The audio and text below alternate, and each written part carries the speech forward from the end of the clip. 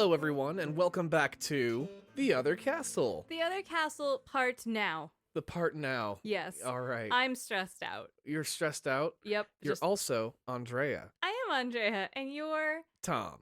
Tommy. Tommy? No. No, I'm not Tommy. No, you have to know me for a very long time, even longer than you. I'm not allowed to say that. To call me Tommy. Yeah, that's fair. But there is a Tommy in the game we're talking about today. The Last of Us Part 2. The Last of Us Part 2. If you've landed on this episode after hearing the first half of our Last of Us 1 episode, I'm sorry. I realize the titles are confusing. We didn't think we'd do the second one, but here we are. This is the sequel to The Last of Us. Yeah, so this is officially the second one. Yeah, we're not going to split it up into multiple episodes anymore. We stopped doing that a couple seasons ago. We are just going to go straight through, so settle in, because this is a long one. You're in for the long haul. We brought snacks for this one. Yeah. Like, it's going to be a minute. Get yourself some cocoa. Cool. Whatever you need. Yeah. So today we're getting into The Last of Us Part 2. Wonderful. Ugh. How are we going to do this? Like, what is the show? Have you forgotten how to do this show entirely? It's been a minute, and I've been traumatized from playing through this and rewatching things and reading into it. It's so fucking dark. Well, you know, it's funny because I re-listened to our original episode for the first one recently just to kind of like prep myself for this one, you know? Yeah. And I realized that while I gave my opinion plenty on the gameplay, I really didn't give my opinion on the story overall. Okay. You were frustrated by the gameplay. I was very frustrated by the gameplay of the first one. Don't feel that way about the second one. Okay. I think the gameplay is much better. I just think there's not enough of it, but we'll talk about that later. We'll get there. The Other Castle podcast is kind of our book report on video games. We get into the games you want to play or haven't played or are too afraid to play in, the case of our Outlast episode, which no one should fucking play. That game is fucking horrifying. I'm still mad.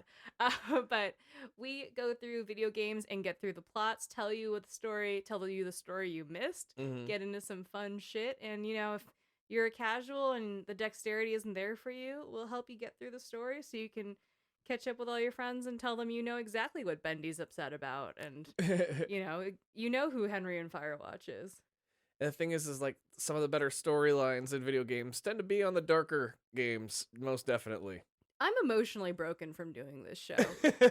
I don't know. I got into this weird wave of like doing all these horror indie games from like that 2017 era of Bendy, like we mentioned. And I've fallen down a rabbit hole. And now our Nintendo Switch has like way too many scary games on it. And frankly, a Switch shouldn't have scary games on it. Like, a Switch is a child's toy. And, like, I love it. I'm saying that lovingly. Like, I fuck with the Switch real hard. It's a great fucking console. Outlast shouldn't be available on the Switch. No, BioShock should barely be available on the Switch. That's pushing it a little bit. Yeah. And you know what? And every time we bring up BioShock, you take a BioShock. Because we are gratuitous and we love this game so goddamn much. Well, everybody else seems to love this game so much, and they just all seem to, take little bits and pieces from it. How could you not? It's so good. Today we're getting into the story of The Last of Us Part 2, which, ooh boy. Yeah. Off the top, I would like to put in some trigger warnings. So there is some sensitive content if it's not your jam. There is mention of transphobia. There is a lot of violence. Just homophobia in general. Straight up homophobia. Yeah. There's just a lot of trigger warnings on this one, but again, the darker stories end up having some of the better storylines in video games. So I think trigger warnings just overall for our show. Yeah, and spoiler warnings.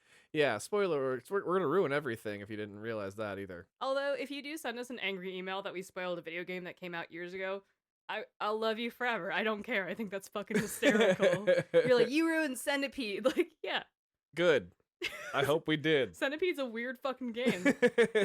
I'm not even joking. Our first episode was on Centipede, and my brain exploded. It's, you wouldn't expect it to have a story, but it did. It's great. But the story we're doing today is The Last of Us Part 2. So, The Last of Us, the first one was released in June 2013, and then they put out a remastered the following year in July of 14. So, the first one came out, such a huge fucking splash. So nice they made it twice. Which, that's a little too soon for a remastered. Like, just do it right the first time. I mean, I did play the remastered version. It is gorgeous. Yeah. So, the remaster came out in July of 14. In December of 15, so a year and change later, at the PS Experience, The Last of Us 2 was announced, with a trailer featuring an older Ellie playing guitar, saying she's gonna murder everyone, which is great. Yeah, no, it's a pretty good trailer. At Paris Games Week in October of 2017, the second trailer was released, and that featured 3 new characters: Abby, Yara, and Leave. We'll get to them later. Yeah, and I remember at the time it being just these 3 mystery characters kind of fighting all these other characters, and nobody knew what it was until the very end of that trailer when the zombies come out. Oh my god, it's so... Yeah, you don't allude to it. There's no imagery that... Oh, there's no, like, Firefly insignia. Mm-mm. No one you know is there. And then at the very end, they're like, here's the Cordyceps, Last of Us Part 2 fucking title card. Oh, it's so goddamn good. Yeah. So that was great. That held us over for a year. The following E3 in 2018, we got the 11-minute trailer that's got Dina, Ellie, all this fucking great gameplay from the Seattle levels. Oh, it's so good. And they're just showing off in this trailer more than anything. Oh, they were flexing so fucking hard. Yeah. Like, it's a raining sequence and you see the rain, like, dripping through hair and, like, condensating on a pair of Converses and shit. Like, it's fucking wild how beautiful this is. Oh, it's so detailed and so beautiful, and it's funny because we're watching it, it's like, once you've played the game, you realize this scene happens extremely late in the game. Yeah. It is a bit of a spoiler. Yeah, and it doesn't play out the way that you see it in the trailer at all. No. But it is still a fantastic sequence. It shows off gameplay. It really was a really well done trailer to show off what Last of Us 2 ends up being. Totally. Also at that E3, Neil Druckmann, who is now the co-president of Naughty Dog and was overseeing this project, oversaw the Uncharted, he's Naughty Dog's fucking, like, prized boy, was like, I don't want to announce a release date until we're, like, really close to it, because you guys need to calm down. And it was mostly just to be like, I want to avoid surprise pushbacks, which is an ironic thing before I get into the next part. Right. So at the Sony State of Play, which is kind of like an announcement fucking bonanza, in September of 2019, Neil Druckmann announced a release of February 2020. Okay, so let me reframe this. It's September 2019. Mhm. No face masks. Yeah. He says February 2020. Yeah. We're good. Oh, It was a more optimistic time in the world. it was. You know, sometimes I read these dates and I'm like, the pandemic doesn't come up to mind. But Register. I'm like, all right, March of 2020 is when the world shut down. Mhm. So the next month, in October of 19, Neil Druckmann announced a new release date of May 2020. Also, Oh, obviously no. not COVID related, but he's like, we're pushing it back. We need a little more time. Then on April 2nd, 2020, Oh, damn. weeks before it's supposed to come out, Sony is like, the game is getting pushed back due to COVID-19. Totally reasonable. Fair. The next day, April 3rd, 2020, is the day of the online leak for The Last of Us Part 2. Oh, no. Bitch, did you know the timeline of this? Because I did not. like, I was aware of this game. I've been following it. I was a fan of The Last of Us 1. Right. But holy shit, I didn't realize they pushed it back. And then the next day, someone went, fuck your shit. I'm releasing half the fucking game online, basically. And, like, the most important part of the game.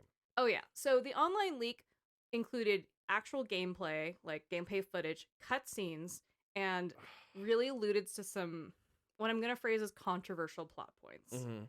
Do you want to get into the actual leak now, or do you want me to tell you what leaked later? Yeah, let's talk about what leaked as we get into the story. Okay. Yeah. So no spoilers yet, but some huge shit that we're going to get into leaked, and that really affected how people walked into this game, because this happened in April. This game eventually did come out in June of 2020, so there's a couple months of people aware of what's happening, people reacting to it, feeling some kind of way about it, up in their feelings about it, and Naughty Dog just had to sit there and watch and go, oh my god. Oh, it was such a disaster. I felt so bad for the whole situation because so many people made decisions just on, like, incomplete information. Totally. The You know? American way. So this all happened April 3rd. By April 27th, Sony announced the final actual release date of June 19th, 2020. Okay. Which was like perfect mid-quarantine. Mhm. No one was leaving their houses. We were still No. fucking like wearing gloves and shit. Like, this was a great quarantine game, if anything. We were all craving some new entertainment, something to keep us occupied. Yup. And then by December of 2020, Neil Druckmann was promoted to co-president of Naughty Dog. Wow, damn. Big dick swinger. I mean, he made them how much money? ungodly amounts of money. So let's get into that. Release weekend, it sold over 4 million copies worldwide, becoming the fastest selling PlayStation 4 exclusive Damn. of all time. And it's like the third highest selling PlayStation exclusive of all time. That's incredible. Prior to this, Spider-Man had 3.3 million the opening weekend, and God of War had 3.1 million opening weekend. So it not only did it do 4 million, it fucking kicked the shit out of the other two by hundreds and thousands of copies. That's outrageous. Absolutely. I kind of respect them though for doing all those pushing backs instead of like succumbing to crunch culture and like trying to push it out and making sure that it gets out on time. Oh, totally. They were like, no, let's make sure all this shit looks good. We've had enough controversy walking into this fucking game.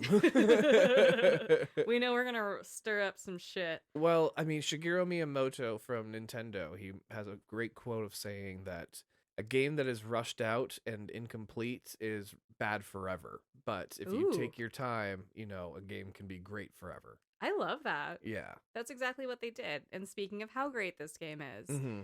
I want to state I'm not a person that like sucks this game's dick. I enjoy this game. I think the gameplay is very satisfying in parts. Yeah. I don't think it's a perfect game though. No, there are valid criticisms and there are invalid criticisms.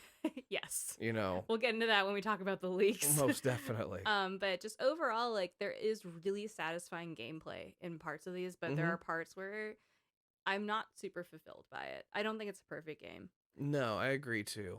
Game Informer thinks it's a perfect game. They gave them 10 out of 10. IGN, 10 out of 10. Games Radar, 5 stars. Metacritic, 93 out of 100. I could go on, Yeah. but I'll stop there. The critics loved this game. This is the current record holder for the most Game of the Year awards, with 261 Game of the Year awards. Who held it before?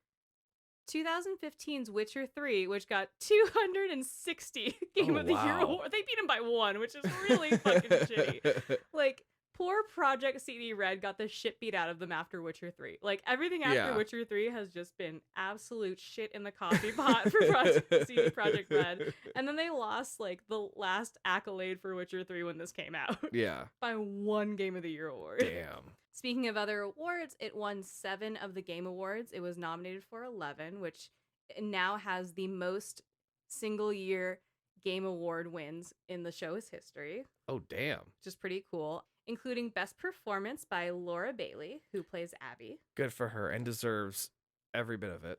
Oh my god. She got a lot of hate for this game, and she did an absolutely wonderful performance. Yeah. So, like, fuck everyone. Speaking of cast, obviously, Troy Baker, the golden boy of voiceover, of course, came back for Joel. Ashley Johnson, bless her heart, Mm-hmm. came back for Ellie. Laura Bailey, like I mentioned, is our brand new face. Yeah. And Shannon Woodward plays Dina. But she's not the face of Dina. She's not the face of Dina. No. The facial scan is a young woman called Casina Cardena. It looks so pretty, but I feel like I'm butchering her name. Bless her heart. She's actually an influencer and an actress. Okay. And on YouTube, she does a playthrough of The Last of Us Part 2. Oh, good for her. So you're watching Dina play, which is fabulous. And she just kind of got the role through modeling and like being part of the circuit, but she does one playthrough with the girl who did the facial scan for Abby. Oh, wow. Okay. And they tell this incredible story, which I love so much. The girl that plays Abby works for Naughty Dog. Got it. And she was out on the quad having lunch, minding her own fucking business. And one of the designers walked by and said, "Hey, do you have a minute?" And she was like, "What's up?" They took a couple pictures of her. Things escalated, and now she's fucking Abby. Oh my god, that's amazing. Yeah. Like, bless her heart. And you know, I get it. I've worked in some startups where they're like, "Hey, come over here. Oops, I'm in the booklet for something." Right. I'm in a training video now. Yeah, I was the face of a Blade Runner shirt for something once, accidentally. And I do not care for that movie. Yeah. Thought it was stupid.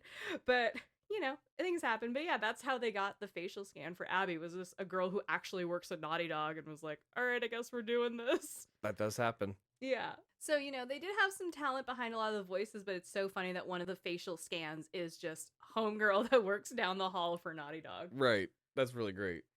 Speaking of actors and actresses, this property is so loved, it got picked up as an HBO series, which I think we talked about in the episode for the first game. Yeah, we did the first time that we talked about it, so it still hasn't come out, but it looks like it is actually coming out. We've seen stills of this show, so I'm hoping it comes out soon. It is in production in Canada right now. Okay, good. Neil Druckmann is overseeing it. Like, this is his baby. He finished this one and picked up the next project, and that is the show. Pedro Pascal, who's the Wish guy in Wonder Woman 1984. Yeah, the bad guy. Yeah. Oh, I hated that movie. It was so bad. It came down to wishes. Yeah. Who gives a fuck? That guy's Joel. And then a young woman named Bella Ramsey, who's from Game of Thrones, is Ellie. Okay. I haven't watched Game of Thrones. I'm the last person on earth that hasn't. Yeah. But I am seeing a lot of stills on the subreddit if you are curious and want to see how they're doing things. Tonally, it does look appropriate. Mm-hmm. And from the first game, there's a character named Bill, who's the guy that hooks up the entire town to wires. Yeah. He's friends with Joel. He helps him get a car to get Ellie across the country. He and Ellie do not get along with each other one bit whatsoever. Yeah, they immediately hate each other. Ellie steals his porn. Yeah. He is being played by Nick Offerman. Oh, that's such a good casting. I think that's fun because Bill's a very burly guy. That's very Yeah. Nick Offerman. So that's going to come out eventually. But that's probably the next installment of the game. And just this game is so wild that it's turned into like an HBO series, and it's the juggernaut of like the fucking PlayStation 4 game to have, and it's wild. I imagine it's a much more efficient way of telling the story that he wants to tell a lot quicker. I think that's very fair. Yeah. You know, instead of waiting 5 years between every game Yeah.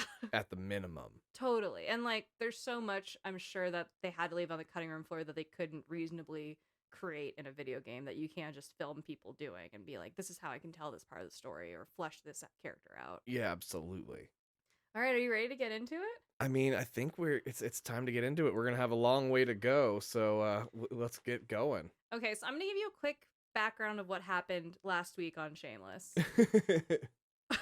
Or aka what happened in part 1, just for reference, so everyone's caught up if you don't have 2 hours to listen to the first one, but for some reason want to jump into this one. Yeah. I don't know your life, but I won't judge you. So here's what you missed on Glee. 50 years after the events of Firewatch. Sometimes I leave myself notes to make myself laugh. And you made me laugh too, so that's good. Firewatch is set in the same universe. It is hard confirmed. Canonically, they are in the same universe.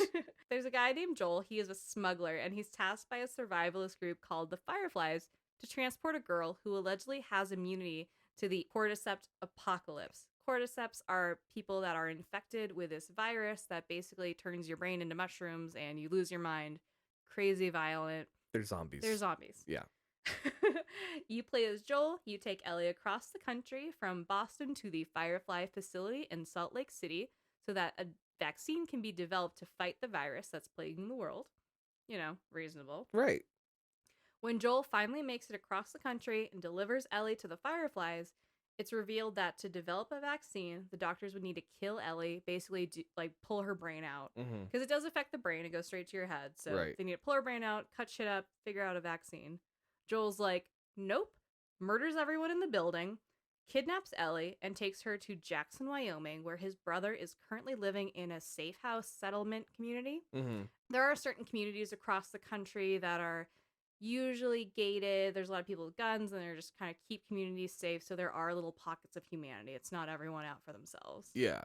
So his brother runs one. He's like, cool, I'm going there. Fuck you guys. Ellie eventually is like, hey, what happened? I thought I was going to die. When everyone said, you cool to die? And he's like, nope, they had other people with a vaccine. Didn't work out. They didn't need you. They sent us home. Yep.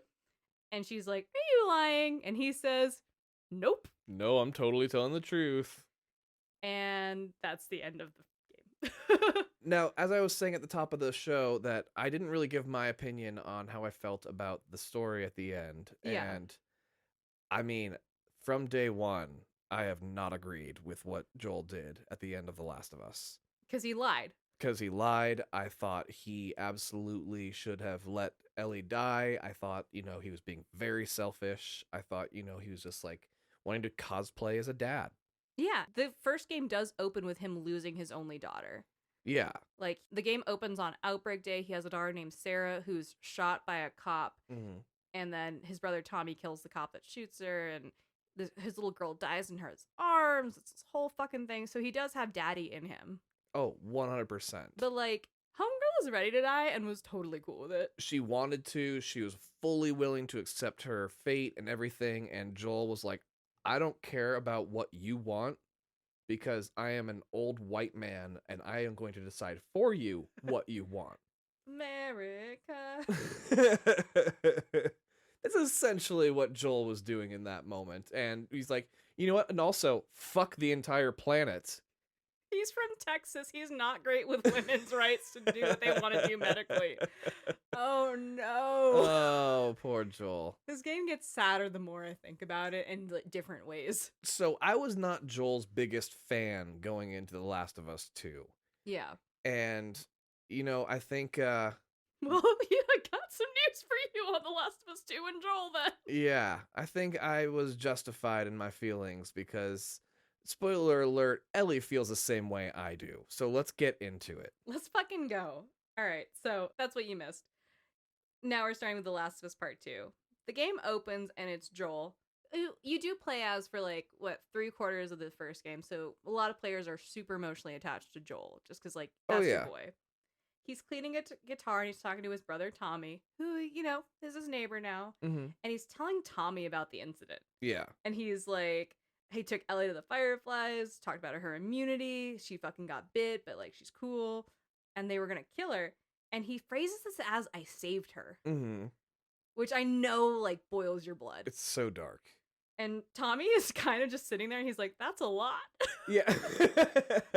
Tommy's a dumbass. He really is. And like his wife Maria is like, he's a dumbass. Mm-hmm. Like no one respects Tommy. Not even a little bit. Like bless his heart though too. He helped build this safe community that has nearly hundreds of people probably, right? Safe in this town. He's been Maria's right-hand man helping people like live their lives in this horrible apocalyptic world, and everyone thinks he's a dumbass. And that's the thing though, is that Maria is clearly the brains and he is clearly the brawn in that situation, but they do not consider him any version of the brains whatsoever. No. So it is great that Tommy's like, damn, that's crazy. Like hits you with that shit. He also does say though, if I was in your position, I would have done the same thing. Because he's a dumbass. Yeah. So Joel and Tommy are on patrol, and what they do in this community is they send people out in pairs to kill infected so that they don't get too close to the community. Mm-hmm. Totally reasonable. They're on horseback, and they're like, all right, let's head back to Jackson. And you get this beautiful shot of coming into Jackson, and it's like every screensaver fucking like desktop picture of like beauty that you can imagine. It's a fucking postcard. And it is based on actual Jackson Hole, Wyoming. Yeah. And like I've been there, and it was funny because playing the game, I was like, oh, this feels like Jackson Hole, Wyoming. And you're like, well, this is Jackson, Wyoming. I was like, oh shit. Okay, so this is like they just modeled it after the actual town. This is fantastic. It's gorgeous, and they have multi-story fencing. There's watchtowers. The whole town has electricity. Like it's fucking sick considering how apocalyptic this world is. Yeah, no, it's a much more upgraded society than we saw in the first game. Yeah, where it was like decrepit Boston. That, like was horrifying. Yeah. So the boys get in, they put their horses away, and Tommy pulls Joel aside and is like, "I will take your secret to the grave." Mm-hmm. And Joel's like, "You waited 3 hours to fucking say that." We've been riding our horses for hours, you shithead. Well, Tommy had to process for 3 hours what he just heard. He go real slow. I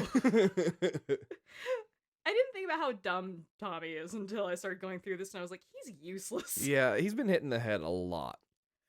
He's got a concussion. So Joel puts all that aside, puts his horse away, and he heads over to see Ellie, who lives alone in a detached garage. She's a couple years older. Yeah. It's so good seeing her She's grow got up. her own spot and everything. Yeah. She has posters on the wall and shit. Yeah. Joel brings her a guitar and is like, I promise I teach you how to play. And she's like, oh shit. Yeah, she gets really cute and excited about it. And then he serenades her with If I Ever Were to Lose You by Pearl Jam, which is the sweetest fucking thing in the entire world. It's so beautiful. Like I've downloaded this song and put it on my phone because it was like, Ellie. Like it's fucking perfect. It is such a pretty song. And to just put it out there, this song was not released until after Outbreak Day in our timeline. Yes. But it was performed live once pre-Outbreak Day. So Neil Druckmann has gone on the record and been like, Joel heard it live, memorized it, remembered it years later, and that's why this song exists in the world. Get off my back. Yeah. And everyone was like, well, actually. And you're like, no, calm down. There's zombies. Yeah. Fuck off. So that's how the game opens, which is kind of sweet. It's now about 4 years later. Ellie is waking up in her little garage. Her friend Jessie is like, get the fuck up. It's time to patrol. Yeah. And we've got a grown-up Ellie.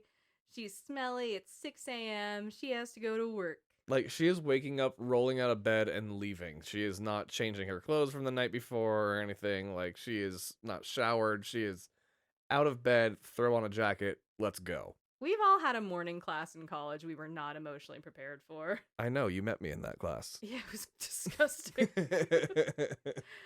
So Jesse is this gorgeous Asian American guy who has a little bit of a southern accent. Like, he's so cute. And he is giving Ellie shit for kissing his ex-girlfriend. Ooh. Last night, there was a community party at the bar, and apparently Ellie and Dina were caught smooching. They were caught smooching indeed. And Jesse's like, Dina and I broke up a week ago. And you're already swooping in on my girl. You really gonna be like that? Yeah. And poor Ellie is a little defensive and is like, she kissed me. Yeah, like, she came on to me. And Jesse's like, I don't really give a shit, but like, can you be subtle? Yeah. Like, can you not be We're supposed like to be this? friends. Like, don't homie hop like that. Totally. Ellie's like, where's Joel? And Jesse's like, he's on patrol. There were some infected sightings, so he and Tommy are out there. And she's like, totally, work stuff. Please stop asking me about Dina. Yeah. Which is Change the subject entirely. Which is great. And it's great while you're walking through the town getting ready to go to work. Some of the NPCs are like, oh, there she is. Like, oh, did you hear about Ellie? Like, this town is small. They're gossiping. She is the talk of the town. It's great. Jesse's like, we have to swing by and talk to Maria first. And like we said, Maria is Tommy's wife. She runs shit. In the first game, she's getting a power plant working to get her town power. Yeah. Like, when we meet her, she's at one of those water power things, like getting them set up so her town can have electricity. Yeah. This is the baddest bitch. Like, she almost shoots Joel in the face, like, yeah. when we meet her. And now she is fully like, I am the town mayor. I run shit. I provided electricity. I am a blonde god. Right. And here's my dumb sack of shit ass husband. So Maria obviously knew this all went down, and she gets some drama handled. So while Ellie and Dina were kissing, this guy named Seth comes out and like calls them some names, being a bigot, and Joel shoves him. Yeah. To be like, leave my girl alone. Right. And that's what we hear. That's what we hear through Jesse kind of retelling and being like, are you good? And Ellie's like, leave me alone, for fuck's sake. Maria saw all of this, and now in the morning, Maria's like, Seth, come here, apologize to Ellie, you're being a piece of shit. Like, right. Maria handles this within hours. Oh, so quick. The baddest bitch. And Maria also got Seth to give her a bunch of sandwiches. Yeah, for the patrol. Yeah, Seth's like, I made you some steak sandwiches, which sounds delicious now. Right. And Jesse's like, that's fucking sick. Will you share? And Ellie's like, take my bigot sandwiches. My bigot sandwich. I love that she calls it a bigot sandwich. Yeah. So, like, that's how cool Maria is. She sees, like, a social interaction and is like, I will fix this. Yeah. This is my town. Now, when they're talking about Joel, though, that is heavily implied that Ellie and Joel are kind of on the rocks. Yeah. Jesse does say something like, are you guys cool? And she's like, he doesn't need to fight my shit for me, basically. Yeah. Like, there's some tension. Maria also is talking to Jesse, and she's like, Tommy and Joel have been out there for a while. Like, keep an eye out for them, make sure they're checking in. Jesse's like, for sure, for sure. So we know Joel and Tommy are out somewhere. Haven't heard from them in a minute. Yeah. But we're not worried yet. We're not worried yet. It is snowing, though, so we're like, okay. Could take him some time. Keep an eye out. Yeah, like, asterisk, it's snowing. So Ellie's like, I'm going out to patrol. She gets paired up with Dina. Because Jesse's kind of a little shithead. Jesse's in control of patrols, right? So he's the one that, like, sets up pairs, tells them where to go and shit. Yeah. He didn't have to do this. No, but he was like, go get you some, girl. I'm not mad about this breakup. Like, Jesse's the coolest motherfucker. Like, Dina even says when she was dating Jesse, they didn't even patrol together. Yeah. Yeah. Which so is he great. wouldn't even put himself together with her, but he's like, all right, fine. I'll put you two together. That's fine. He's a class act. Ellie's horse is named Shimmer, which I love. Aww. So they mount up and they're like, all right, let's go check some shit out. Mm-hmm. Meanwhile, across town, we open on a ski lodge with about a dozen people in sleeping bags all curled up next to each other. Wait, is this new characters now? This is some new shit. Oh. And one of them wakes up and it's this buff-ass bitch named Abby. Do we know that yet, though? She is woman, according to the subtitles. She is woman, according to the thing. Is like she doesn't get named until Owen calls her Abby. Yeah, no, you're right. But she almost immediately is called Abby. Yeah. By Owen, who's also there. Yes. So Abby is ripped to shit and she's dressed like Dexter. Mm-hmm. She's in a Henley top and some baggy pants. Like it is full Dexter cosplay. Yep. For no reason. She has a braid and like I mentioned, homegirl is ripped to shit. Yeah, no, she is a very, very buff woman, which I have my conspiracy theories about, which I haven't heard other people talk about. We'll get into it a little later, though. Yeah, we will. But yeah, she's the middle sister in Encanto. She goes up to... Oh, yeah, huh? Right? Like, basically that. Yeah. And Owen is literally any white guy. Mm-hmm. I wrote the Lost Wilson brother. He looks a lot like both Luke and Owen Wilson. Okay, I'll like give him that. Any white dude. Yeah. Nothing special. He's looking out into the snow and Abby's like, what's up? He goes, I have something to show you. Mm-hmm. Everyone else is asleep. He's been up for a while. He's probably not okay. Right. And Abby's like, it's the morning and I'm sleepy and it's cold. And he's like, cool, put on a sweater. Also, like, weren't you on watch? Why did you leave me alone while I slept? Like, come on.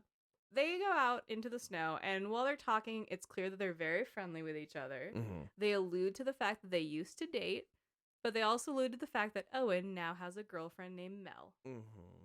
So, a little bit of drama to get you started. It's also established that Abby is terrified of heights. Very scared of heights, yeah. Which is interesting in the gameplay because you come up on kind of a cliff area and your line of vision gets a little blurry in the way that you would if you're anxious, which is kind of cool. No, they do it really well. And she moves a lot slower when she's close to edges of like heights and shit, which is cool. Totally. So they come up on a view of the town of Jackson. And they look out and Owen's like, look what I found. And Abby's like, holy shit. Mm-hmm. We need to lure someone out. We need to fucking like find someone. We need to talk to people about this town. And Owen's like, cool. Mel's pregnant. Abby's like, do you have any sense of how conversations work? Yeah. I am trying to work on a plan. We were walking for 30 fucking minutes. You could have brought that up when we were walking. Yeah, entirely. You knew what what my reaction was going to be to seeing this. Yeah. You weren't even like sit down or anything. You were just like, fuck your plans. Yeah. We're talking about me now. And Owen's like, well, I gotta go back to my pregnant girlfriend. And Abby's like, so you brought me out here and now I'm here. Yeah. And you're out. And he's like, yep, goodbye. And Turns around, walks away. And he's like, I'm taking everybody with me. Yeah. Yeah, not just my pregnant girlfriend. I'm going to take our whole crew. We're dipping. Yeah. And Abby's like, what the fuck, man? This is like the whole point of being here. Yeah. Was to get to this point. Yeah. We don't know why yet, but we'll get there. So Abby's like, well, go fuck yourself. I'm going for a walk. I'm going to see if I can find an outpost, maybe some patrols, see if I can talk to someone from this town, learn a little more about it. Yeah. And she's alone because fuck Owen. Right. And then she runs into a horde of infected. Oh, no. So she's running and it's snowy. She doesn't know where the fuck she is. This isn't her town. And she gets kind of lost in the snowstorm. Mm-hmm. Meanwhile, across town. Oh my goodness. Whiplash in this game. Yeah. Ellie and Dina are at a supermarket and they're clearing out a whole bunch of infected, right? Okay. And this is your tutorial level. Yeah, basically. Which is fun, you know, you're playing with stealth, you're running around, you're shooting shit. Which the combat in this game is so much more elevated than the first game. Oh, absolutely. This is so satisfying when you get shit done. Oh my gosh. Like, that was one of my biggest complaints about the first game was the combat was really bad. Yeah.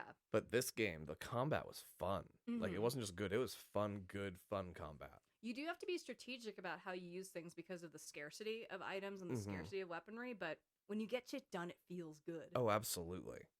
So you get this first sense of that going through, and the snowstorm gets really bad. So you and Dina are like, we need to hole up. There is a fucking blizzard going on. Mhm.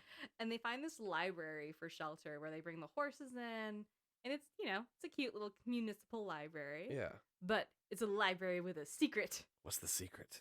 One of their old friends, Eugene, who's a former Firefly, used to use this library as a hideout.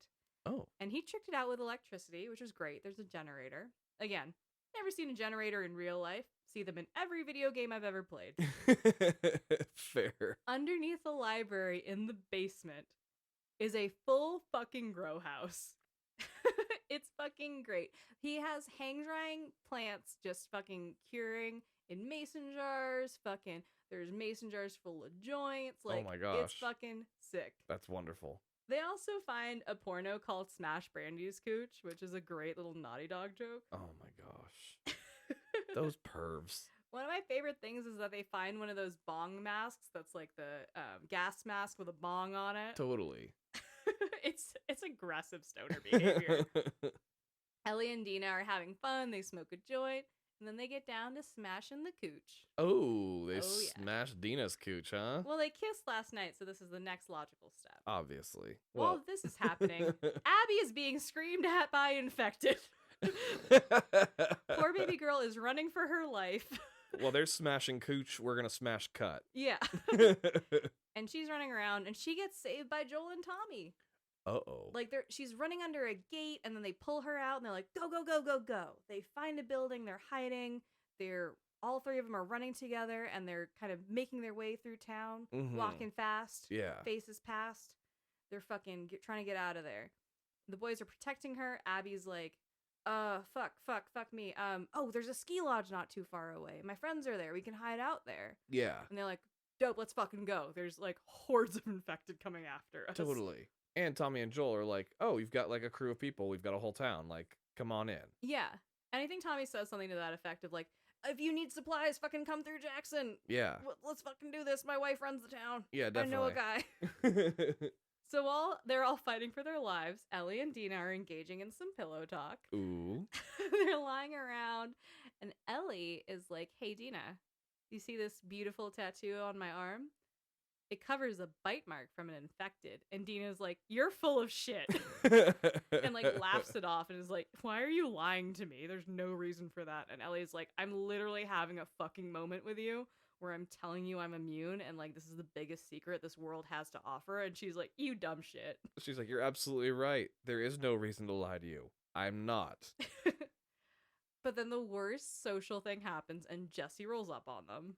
Oh. They're like in their underwear cuddling. Like they just like I'm sure it reeks in there. They just fucked. Yeah, it smells like weed and sex. Yeah. And sex no. and candy. Like yeah. It's so bad. And Jesse's like, can you fucking not? Joel and Tommy never checked in. No one knows where they are. Like, oh damn. All right. No, he's like, throw me my bra. They have their bras on. We don't see nip nops in this. But she's Not like, in throw this. me my pants. I have to find my dad. Yeah. And so they all kind of panic, and Ellie's like, I'm in a horror movie. What do? Let's split up. So they all take to different routes, and Ellie's like, fuck me. I gotta go find my dad and my dumb shit-ass Uncle Tommy now. Right. On the other side of town, Tommy and Joel arrive at the ski loft with Abby. What's great is the ski loft has like a wire fence so that they can kind of keep the infected away and they can't have a moment in the ski lodge. Yeah. So they get inside. Tommy and Joel are like, holy shit, that was crazy. Tommy's like, hey, I'm Tommy. Yeah. I'm from Jackson. And Joel's like, I'm Joel Miller. And you could hear a fucking pin drop. Everything goes silent. Everyone stops and stares at Joel. And Joel's like, oh no. So you heard of me. Abby grabs a shotgun and blows off one of Joel's legs right below the knee. Ugh. Tommy is knocked unconscious. It is so gnarly the way his leg gets blown off. It happens so fast. Oh, yeah. No time to react. So they kind of pull Joel, throw him up against the wall, and Abby, holding the gun, tells Mel, Owen's girlfriend who's pregnant, to tourniquet his leg. Right. She wants to keep him alive for a little while longer. Joel's like, I don't know what's happening. I don't know who you are. And he tells Abby to say her speech and get it over with. Because he's still kind of a badass. Oh, like, yeah. That's some dick swinger shit to say when someone's holding a gun to your face and has already blown off one of your legs. Mel comes in, tourniquets his legs, And then she tells her friends to back up and clear out. They kind of back up and they're like, all right, Abby's going crazy. Right. She tells Joel, you don't get to rush this. She picks up a golf club and starts swinging. Ugh. Ugh. It's so bad. Ellie is rolling around in the snow trying to figure out where the fuck her dad is. Yeah. She comes up on the ski lodge and she hears screaming from outside the house. Mm-hmm. And she's like, holy shit. This house is basically empty when she comes through. She doesn't see anyone. She does see signs of life. She sees lights. She sees lanterns. She sees sleeping bags. Yeah. She's like, okay, someone's here. She follows the screams down into the basement, busts open the door, and see Joel lying on the floor, bloodied to a pulp. Beaten. She's like, fuck! And she gets jumped immediately by one of Abby's friends, held down to the ground, and she's staring directly into Joel's eyes the way she's, like, laid out on the floor. Yeah. And she's like, I'm gonna fucking kill all of you. Like, making threats while she has people, like, stepping on her. Yeah. Because sweet baby Ellie's like, I will murder everyone. Ellie has been saying fuck since literally the moment we met her. Owen kind of elbows Abby and is like, you need to finish this. This is getting out of hand. There are people rolling up. Because I'm sure Owen's like, get your shit out. But now that there's people showing up, we need to leave. We are not safe anymore on your weird murder mission. Yeah, who knows who's going to follow this girl? Absolutely. Reasonable. You've already got Tommy knocked out. Like, there's a second person. Now you have a third person involved. Yeah. Finish this shit. Ellie is sobbing, screaming at Joel to get up. Like she's fucking Simba watching Mufasa die. Yeah. Abby kills Joel with a golf club swing. Oof. Man, bashes his skull in. it's so gnarly. And, like, they show so much, like, gore in this. Yeah, which this was part of the leak. This was part of the leak. I apologize for not mentioning that. This entire cutscene was part of the leak. This was all part of the leak, and this drove people crazy. Oh, people were so attached to Joel, and to see their surrogate father die in such a horrific way with, like, a golf club of all fucking things. Ugh. And they have to see it from, like, Ellie's perspective, too. Ugh. Horrific. Oh, yeah. So one of Abby's friends, Manny, tries to shoot Ellie. Owen stops and is like, don't fucking stop killing people, okay? Let's all stop killing people. I'm gonna be a dad. Ellie gets knocked out, though. Dina and Jesse find Ellie, Tommy, and Joel in the basement of the ski lodge eventually. Now I want to take a beat and say why it's a golf club. Okay. There was an interview with Neil Druckmann where he talked about when he was 16, he went golfing with a friend, and on a backswing, his friend actually hit him in the head. Oh. And Neil was like, I'm gonna fucking die. Oh my God. And he was like, this is a horrible way to die. This is what's gonna happen to Joel. So this actually is because Neil Druckmann got hit in the head with a golf club as a kid. What a sadistic fuck. Is it? Is it healing? Is it horrifying? It's kind of horrifying. He's like, no, he said this is the worst way to die. I'm gonna kill Joel that way. That's sadistic. That's pretty fucked up. I also just think there's something poetic about it being like, I went through this. Yeah. And I thought I was gonna fucking die. If I went through it, you have to go through it. And it was an accident. It wasn't like his buddy was truly just trying to like swing and hit a golf ball. Yeah. Neil was standing too close. Like, I imagine. He wasn't being a dick about it, but he was like, oh, this is how you kill someone. Yeah. But that wasn't a rare podcast. I did my research for this one, guys. Oh, you most definitely did. I'm finding the good for you. So that was the first part of the leak that everyone lost their minds as. Other parts of the leak were that you play as Abby and Ellie. Yeah. So the other part of the leak was that you play as both Abby and Ellie, which obviously happens in this first act as well. Yeah. Kind of being both babes in the world. It's fucking crazy. But yeah, the big thing that people got really mad about was that you play as Abby, you play as the person who killed Joel? Question mark? Right. People lost their minds about that. They were so angry. So angry. Hadn't played the game yet. Nope. Just so mad about Didn't have context for it. No. Back in Jackson, Tommy visits Ellie and says to do this right, they'd have to leave Jackson and Jackson would be left vulnerable. Yeah. Ellie's like, well, fuck you. Joel would already be out for blood if the fucking tables were turned. Absolutely, Joel would. But Joel is like a psychopath murderer. He fully is. Compared to Tommy. Yeah, like Tommy was a firefly, so he was a soldier in a part of a militia group. Yeah. Joel was a smuggler who just did shit and was like a mercenary. You know, it's the difference between the X-Men and Deadpool. Yeah. If we want to go that route. Right. Ellie's like, I looked at their jackets and their insignia. It had WLF. That's Washington Liberation Front. They're from Seattle. We know where to go. We have a fucking direction. Yeah. You know, let's fucking go. I'm going to Seattle tomorrow. I don't give a fuck if it's alone.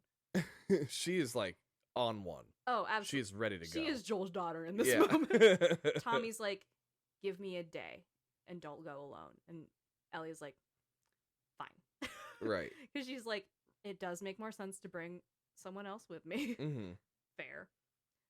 The next day, Ellie visits Joel's grave with Dina to pay respects, which is, it's one of those things where you know you have to get through it. It's a very slow fucking chapter, though. You're like slogging through the snow, being like, I'm sad. There's a few of those.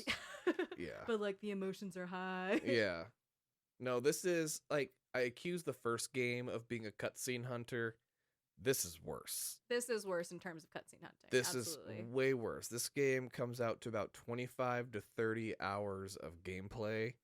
And there's, what was it, 3.5 hours of combat in the entire game. So it is a lot of cutscenes and a lot of dialogue and a lot of stuff like that. So, and a lot of sections that are just exploratory where nothing's happening and you're like, I'm gonna root through this fucking apartment for alcohol.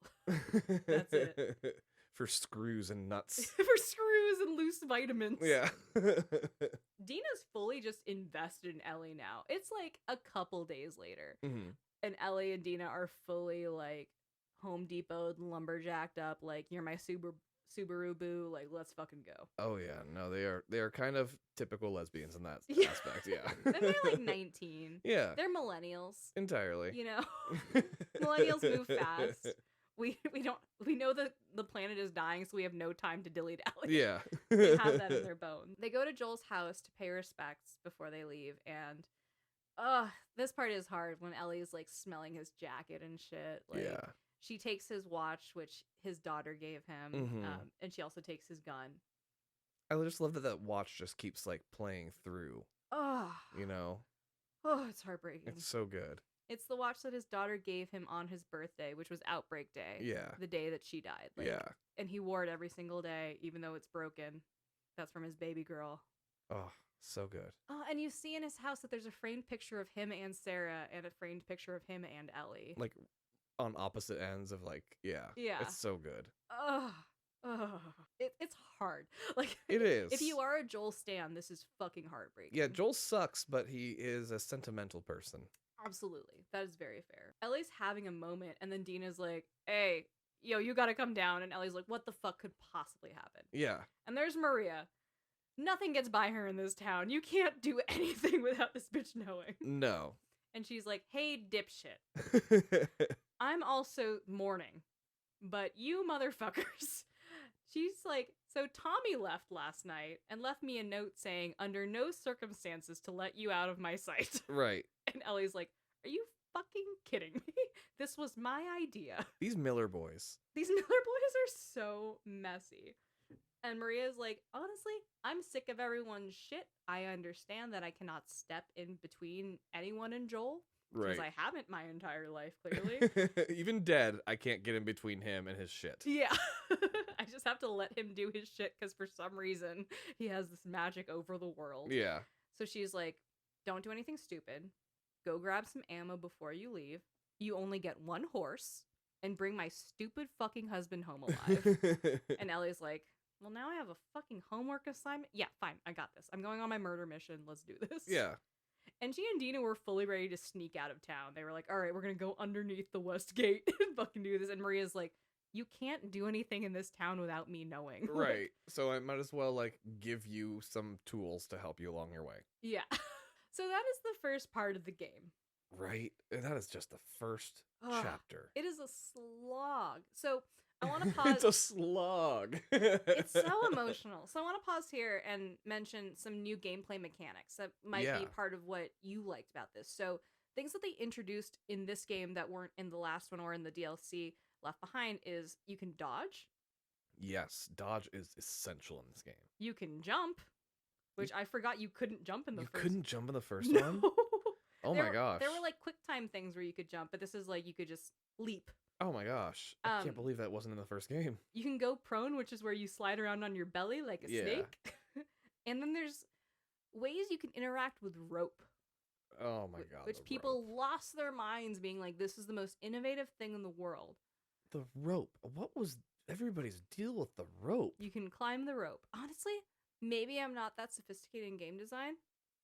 I feel like I've done this in other things. Yeah. Where you press X to climb a rope. But I guess the rope physics were like unlike anything anybody'd ever seen before. I didn't get it. Like, I guess it's like when Pixar adds extra hairs to somebody's head, and we're Like- supposed to be like, ooh. In Brave, they're like, her hair's curly. This is crazy. And you're like, all right. yeah, she's fucking Irish. Of course her hair's curly.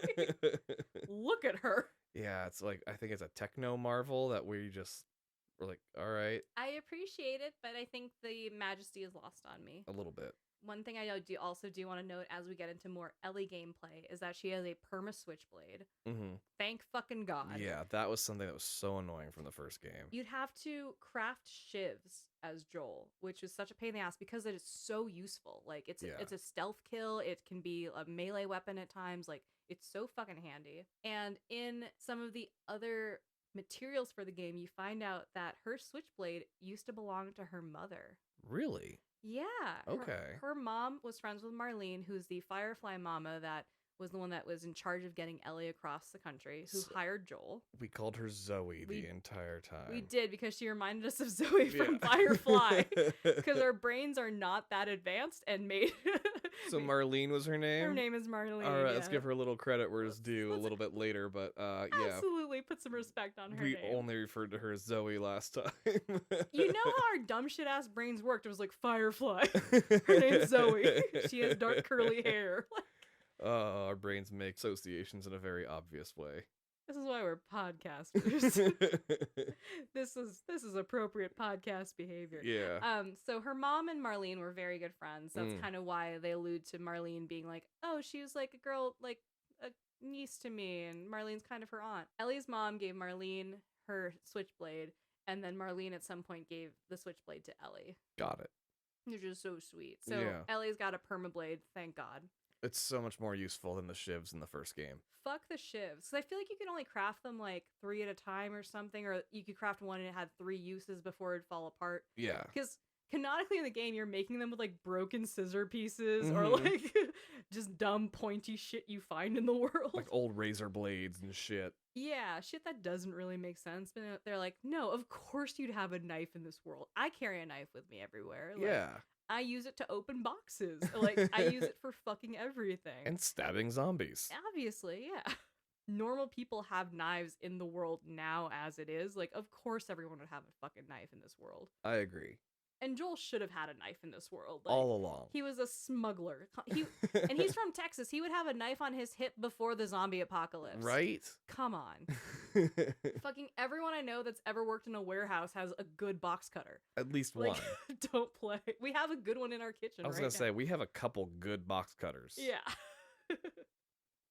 So those are kind of like the quality of life gameplay updates we got coming into here. Okay. Like I mentioned, they're in Jackson. That's like middle America. They're going to Seattle, which is the Pacific Northwest. Yeah. That's a couple days. We do not have to deal with the fucking road trip part of the game. Which is nice. I have to admit, because that was kind of the slog of the first game. Well, the first game is an entire road trip game. Yeah. Like, the And this whole is thing's road not. trip. Yeah. They make really good departures from the first game. So this game is structured by days. We are in Seattle. It is day 1. That is how this first chapter is structured. Ellie and Dina are riding Shimmer, Ellie's favorite horse. Which I love that Ellie is like reasonably butch. Like, she's not full butch, but she's, you know, a bit of a tomboy. Yeah. I'd say. And her horse is named Shimmer. Like, bless your heart, you sweet baby angel. Right. They roll up to the city limits of Seattle, and it's really heavily armored with military gates and shit. The military in this world is called Fedra. Okay. And they clearly had like a big quarantine zone in the city of Seattle where like there's food lines, there's fucking like armored trucks, all kinds of crazy shit. So there's a couple puzzles. There's a rope puzzle to get through the fucking walls and shit just to get into the city. Right. It's cool because your first place that you have to clear that's full of infected is a hotel. Something that I really like about this game is like the way that they take environments and make them like playgrounds. Like, they take a hotel, and like that was really cool to see. Yeah. They go through some stores. They go through a music store where you can unlock everyone's favorite fucking thing in the game, which is Ellie playing guitar. Oh, the Ellie playing guitar. They made the guitar playing so interesting and so unique and so cool. I've never used... That's not the D-pad. Is that the touchpad in the controller? I'm not sure what that part's Yeah, called. I think touchpad is what it's called. I've never used the touchpad in a game. Yeah. They do a way where you strum a guitar on a PlayStation controller that's so fucking, like, immersive. Yeah. I think the only other game that I've seen it really utilized in was Until Dawn. Oh, Until Dawn. I think there's a couple times where you needed to use it like in that. But you, like, yeah. swipe with it or something. Yeah. Grand Theft Auto 5 has some uses, but yeah, it's so rare where that is actually used in video games. That's really fun. I love that. But you get to play Take On Me by it's not ABBA, Aha. Aha, yeah. Aha. And it's such a beautiful rendition. Ashley Johnson has a gorgeous voice. And it is her Yeah. singing the entire time. It is good. Yeah, like there's video clips of her serenading Dina, which is so gorgeous. Aw. I love it. But there's some really cool, unique things you can get through, which is fun. Yeah, the guitar playing. And like if you go on YouTube, you can find people that have like, because you can freestyle on the guitar. You don't just have to play whatever they have. Like people have gone on there and done full ass songs That's so fun. on YouTube on these guitars. It's pretty cool. Yeah, and it's pretty like musical accurate. You can get down to like musical notes and shit and like sequences, and the way you strum up or down affects the way the note sounds. Like it's really Yeah. sick. No, entirely. So you're going through the city, you're trying to get in, and like again, you're trying to find Tommy to get him home and avenge Joel's death, but everyone's a little more afraid of Maria than they are out for blood. So we gotta find dumb shit ass Tommy. And while we're going through the town, we're finding some patrols of WLF, the Washington Liberation Front, Okay. who are commonly called wolves. Wolves. Okay. W dorky. Wolf. Yeah. These guys are usually in navy greens and, you know, kind of like military-ish outfits, darker tones. They're super well organized. Right. They like to travel in pairs and stuff. They travel in groups. You'll rarely find one by themselves. They're pretty well armed, a lot of long-range weapons, and they communicate very consistently. They are constantly screaming to each other. There's radios and shit. Like, they are constantly in communication with each other. Yeah. No, they are chatty people. Very advanced group. Ellie and Dina and Shimmer are going through the town, and they get ambushed, and someone blows Shimmer up. Yep. Like, I think it's like a landmine, but holy shit. Yeah. It's so jarring because like you're just kind of going through town and then your horse explodes. It's like the worst Red Dead luck you could imagine. Right, entirely. Like like one of those IEDs on the side of the road that you would associate with like Afghanistan war. Totally. But this is just Seattle. Yeah. Fuck me. This happens and Ellie and Dina are like swooped up, kidnapped. When you wake up as Ellie, you are tied up and you're in like an elementary school, which is just dark as shit. Yeah. To like have kind of like an aggro base in an elementary school. Yeah, absolutely. It's fucked up. She's like tied up with her hands behind her back. She sees a piece of glass and she's trying to like kick the glass so she can cut herself free. And there's some wolf soldiers that are like, should we just kill her? Yeah, we should just kill her. All right, let's just fucking kill her. Oh. And Ellie is like, cool. I don't know where Dina is. My horse is dead. My dad's dead. Everything's terrible. Everybody's dead. But this made me laugh really hard, and I was Okay. not supposed to. So right above the wolf soldiers, there's a skylight. And then, like a fat Spider-Man, Dina falls from the sky Oh, that's onto right. I know it's supposed to be exciting, but I think it's really funny the way she just like flops onto She these people. falls. She doesn't crash through. She like flops through. Yeah, she's like, I'll avenge you! Like, bless Dina. Like, sweet baby angel. Well, because she and Ellie had a long conversation about like the cheesy 80s action movies that Ellie and Joel used to like to watch together. They did. So I think she was like, ooh, I'm gonna let Ellie like live out one of her cheesy 80s action movies and crash through the ceiling. But, like, in this world, Ellie is like, I love stealth. Please don't make any fucking noise. And Dina flies through a fucking skylight to fucking rescue her. It's great. So they fight their way out, and, like, while they're fighting, they hear wolf soldiers talking about a TV tower where there's more wolf stations. So they're like, okay, let's take a breather. Get out the fuck out of the school. All right, next place is probably the TV tower. Like, that seems to be where there's more wolves. Let's roll up on them. Yeah.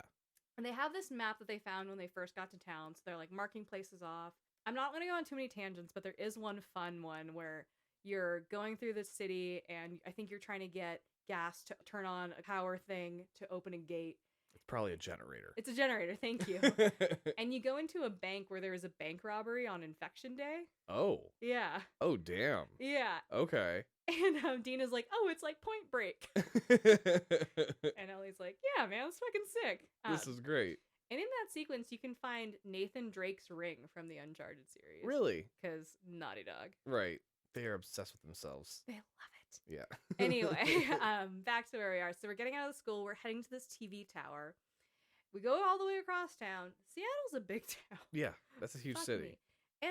And it's destroyed. It's, oh my God, it's gorgeous how, like, decrepit it is. I thought it was really cool that they didn't, I wouldn't call it an open world map, but it was a much more open environment than the previous Last of Us at the very least. Yeah, it's still on rails, but your rails are very wide. Yeah, like, yeah, you do get a lot of room to play, which is super cool. And I followed the subreddit for a little bit while I was researching this, and they're very accurate to what Seattle looks like. There are people that have taken pictures of them, like, I'm in front of the music store, and like, I'm in front of the gas station where the assault was, and fucking I'm at the aquarium. I love when they can do that. It's so cool. Like, this is kind of a little bit off topic, but one of the Assassin's Creed's games have become extremely important in the world because, as we all know, the cathedral at Notre Dame burned down a couple years ago. Right. And the most accurate rendering of the Cathedral of Notre Dame was in an Assassin's Creed game. So they have actually taken the assets from that game to help rebuild the new Notre Dame Cathedral in their efforts to, like, rebuild it from after the fire. So, like, yeah, these details in video games where they're going in and making sure they're actually detailed and like accurate. It's coming to light and, like, being very beneficial for the world, which is kind of cool, you know? It's amazing. I've watched so many videos on that because that is such a fascinating case of, like, no, they had to do, like, scans and CAD drawings to recreate it themselves. They've already rebuilt it. You can have all the fucking blueprints, and they were like, it's all right here. Sick. And it was one person that did that, like, that one asset for the cathedral, too. It was one of the art directors that focused on that part? Yeah, it was like one woman who built the entire thing herself. That's so fucking cool. Oh, yeah. Awesome. I think they were, like, caveat, there are a bunch of places to jump off of the cathedral that were not in the original design that we added so you could jump off of it. Right. And they were like, yeah, we've seen the game. Yeah, she had her notes of, like, what she added into, like, the actual original design and shit, which is great. Wouldn't it be great if you went and there were a bunch of, like, clear jump off points of, like, oh yeah. They're just like, you know what, just for you, we'll add those Easter egg. in. Yeah. There's a real life Easter egg to a video game. I love it. Okay, I'm sorry. So we're at the TV tower. Dina and Ellie roll up and it's pretty empty. And they see the most horrifying shit when they walk in. So there's kind of a bullpen of a newsroom kind of thing where there's, like, a news desk and there's, like, big lights and a catwalk and stuff. And there are, like, 3 or 4 bodies hanging by their necks from the rafters. Oof. And they're like, oh no, is that Tommy? Please don't be Tommy. Is Tommy okay? That's right. They keep just finding all these dead bodies and being like, oh, fucking Tommy. Yeah, they're kind of like... psychopath. They're like, some of these make sense, some of them don't. Yeah. These are pretty dark. Like, Tommy's fucked up, but what's happening? Yeah. So they go through the tower and they find the body of a girl named Leah, who was one of the girls with Abby's group in Jackson when Joel died. And they're like, this bitch. And she's murdered. Yeah. And they're like, that's definitely Tommy. Right. I can claim that as definitely his. And because we're millennials, Leah had a stack of Polaroids of all her friends Aww. with all their names written on them. So Very now convenient. Ellie has a hit list. She has her, like, Kill Bill, like, kill list 5. Yeah, with pictures. That's great. Because she only met them the one time and got immediately concussed. Like, right. She got the shit beat out of her. Dina didn't meet these people at all, so we're like, cool, we have names and faces. Yeah. Ellie and Dina are like, this is a fucking day. So they take all their pictures, which include, like, Abby and Owen and then a couple other, like, B-level friends. Right, definitely. And they're like, we need to find shelter because this is fucking horrifying. And they find a theater. Oh, I love this theater. Oh, it's so gorgeous, right? And it's like, it's not a movie theater. They probably had movies there, but it's more of like a small event theater. Like they had small bands play, probably some occasional community theater. Yeah, definitely. It's probably a real theater in Seattle that they just modded a little bit, which is great. So they get to the theater, and what's great is that the theater clearly had people living in it before who are Mhm. not there anymore, and they had a comms thing. So they have a radio, they had a big map of the city, and they're like, cool. Ellie goes up, sets up the comms. Now they can listen on the radios from the wolves. Yeah. So fucking sick. They've got electricity, they've got some generators. They're like, perfect, this is safe. They lock the doors. And then this conversation happens. Dina says, I'm pregnant. Oh, no. And Ellie says, what? Oh, no. And Dina says, my favorite line of the entire game, don't worry, it's not yours. Dina's a little shithead, and I love her so much. Oh, God. But, like, everybody's pregnant in this game now. Yeah. Yeah, we know Mel is pregnant, Owen's girlfriend, and now I know Dina's pregnant. But it's great because, like, they allude to it a little bit. Like, Dina points, like, I'm so tired, Ellie. Like, we have to stop. And you think she's being a normal person. Yeah. At one point, you see, like, a gutted horse, and she's like, I'm going to throw up. And you're like, yeah. Makes reasonable. sense. Yeah. No, her reasoning for throwing up is not like in a sitcom where it's like, oh, I think I have the flu, I'm throwing up. No, you're pregnant. Yeah, it's not knocked up or Bill Hader's like, she just realized she's pregnant. No, she's being actually quite a bad. Like, she fell from a skylight today. She leapt. She dove from a skylight and is like, yeah, I'm knocked up. And Ellie's like, don't worry, bitch. She like flying squirreled that shit. Yeah. And Ellie's like, this wasn't supposed to happen because we're lesbians, Right. Dina. What the fuck? And then we go into a beautiful dream memory sequence. Between the days in Seattle, like I mentioned, this was Seattle day one, Ellie has these kind of like dream memory, like flashbacks of her and Joel, which are just really nice punctuations to the gore and like tone of the Seattle levels. Right. Which is to say also like why everybody got all mad about Joel dying at the beginning. It's like, it doesn't mean Joel's not in the rest of the fucking game either. Oh yeah, he is in start to finish the entire game. He's Yeah. just not the main story. Yeah, he's just not your playable character. Yeah. So it's Ellie's birthday. She's probably like 13 or something. Yeah. And Joel's taking her on an adventure to the Natural History Museum to see some fucking dinosaurs. That's right. This is what a lot of people say is their favorite sequence of the game. Oh, easily. It's also very reminiscent of the first game, I think, is a big reason why. The chemistry is very much of the first game. It's so cute. Yeah, most definitely. And there's like some moments that mirror the first game too, I think. That's fair. Yeah. You know? Yeah. Oh, this shows off that Joel finally taught Ellie how to swim. That's true. You don't have to deal with that shit anymore. And No more crates. Yeah, and she kind of makes a joke about it. It's like, you don't have to push me around anymore. Yeah. I can swim. And he's being such a dad, and he's like, you have to push the water with your whole arm. Yeah. Like, he's still coaching her, and she's like, I can fucking swim. Yeah. Like, you're watching me swim. I've learned. It's great.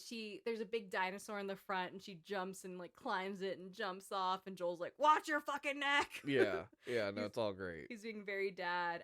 They explore, they talk about dinosaurs, and then there's a sequence where they get up to the space area, and Joel has the sweetest surprise for her. Oh, yeah.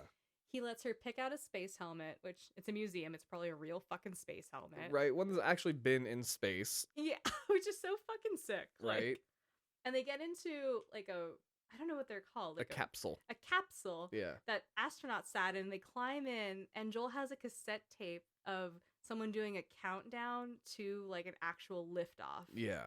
And it's so beautiful. Like, he made such a cool moment for her to just enjoy her life as like a curious STEM-ass girl. Yeah, no, without it's worrying about death. really cool. And like we just see the whole thing from like the camera looking at Ellie's face and her closing her eyes and like experiencing the whole moment, and it's so cool. Oh, it's so beautiful. And it is just a tender, loving moment. Like, you forget you hate Joel. It's one of those moments that, you know, provides the argument, are video games art? And there, absolutely it was. If art is something that can make you feel something, this is good art. Yeah. Like, abso-fucking-lutely. And then also in the dinosaur part, I love that they make fun of the Jurassic Park movies. That's right, they do. Yeah, they have this whole conversation about the first one being really good and the sequels were not so much. Yeah. Because Joel has pretty decent taste in movies. Yeah, no, he has good taste. Yeah, he's like, that's a raptor. And she's like, it says it's this other scientific word. And he goes, watched a movie where it was called a raptor. Yeah.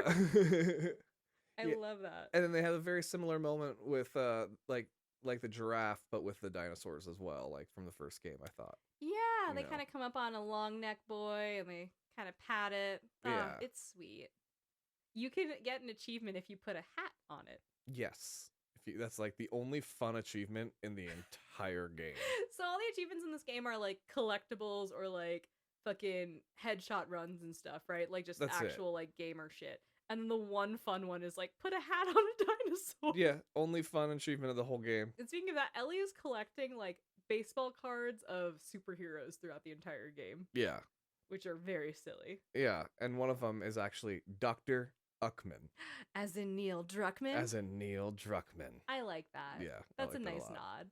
That was his Twitter profile picture for a minute. Oh, really? That's great. Well, when I was watching these videos, a lot of him was like him on Twitter defending things or being like, please stop leaking my fucking game. Oh my God. Yeah. And that picture showed up a lot. Stop giving death threats to my actors. Yeah, please stop threatening to kill us over a video game. It's literally not that serious. So dumb. Also, just be kind to each other. Like, this poor man yeah. spends years of his life telling a story and working with people to tell the best story he can for people to lose their minds before it's even out. Before it's out. Let him live. He's busy. Yeah. God damn. Anyway, I'm a Druckmann apologist, apparently. So they explore this museum. They have an amazing afternoon. They get to this other part of a museum where there's an ex-Firefly guy who has scribbled this manifest across the walls about how the Fireflies are liars and not to trust the Fireflies. And the very end moment is the insignia of the Firefly logo with the word liars graffitied across it. And yeah. it's such a dark reminder of the events that preceded this game. Yeah. And it actually is a reminder for Ellie to start bringing up some old shit. Lying is bad. All right, so now it's Seattle Day 2, which is, again, how this game is chunked out. So that's how I'm going to refer to it. Dina's awake and she's on the comms because she is the girl in the chair. Yes. Because she's pregnant. Now we know she's pregnant. And voila, she figured out where all the wolf bases are. You know, she's very crafty like that. She used that map that we found. Yep, and there's another map, like, on the wall that she's, like, cross-referencing, so she's making Ellie a travel map of shit to go do while she's, like, looking at shit. Right, because, again, it's open world, but on rails. Yeah. So from listening to the comms, she's like, all right, this guy Owen went AWOL, and they're all kind of looking for him. That's, like, the big drama that the wolves are dealing with. Yeah. And they're like, okay, Owen was one of the boys right. that we met. And it's funny because Dina's like also nauseous. She's like throwing up and shit. And it's like, all right. She's just full blown pregnant. She's now. She went 0 to prego real fucking quick. Now that I'm out about it, I'm going to publicly puke all the time. Yeah. One thing on the comms though is they're also talking about a lone trespasser. Oh. And Dina and Ellie are like, that's obviously Tommy. Fucking Tommy. He would get caught. He's not good at this. He came alone. Yeah. And he lost his horse because we saw his horse dead. He's definitely out here running around acting a fool. Yeah. So let's figure out where he's at. And they're like, okay, he's in section 4. That is Hillcrest. Mm-hmm. And Hillcrest is a real neighborhood in Seattle, and it's really pretty. Please email me and tell me if I'm wrong. I feel like it's the Pasadena of Seattle. Okay. There's money, but it's a little quiet, but there's its own thing. I've lived in quite a few cities in my life. There is always a Hillcrest, and they are always the nicer areas. Yeah. Yeah. It's not nightlife, but it's nice. There's a nice farmer's market. There's probably a Whole Foods. Yeah. Why is Hillcrest the name that every town chooses for like their nice area though? That's very interesting. It's just cresting the hill. Yeah. You know? Ellie's like, dope, I guess I'm going to Hillcrest to go save Tommy. And Dina's like, well, I'm sick as shit, so I'm going to hang out here. Come home safe? And she's like, yep, let's do this. Do my best. Hillcrest is a really fun section. Like, it's a lot of wolf patrols that you get through. There's some sections with dogs, which is also a new feature in this game. You can fight a dog. Yes, you can do all sorts of horrible things to the dogs, actually, if you want to. Which you kind of have to at certain points because the dogs can kill you. Yeah. You can blow up dogs, and you kind of have to at points. You have to blow up the dogs. Yeah, it's sad.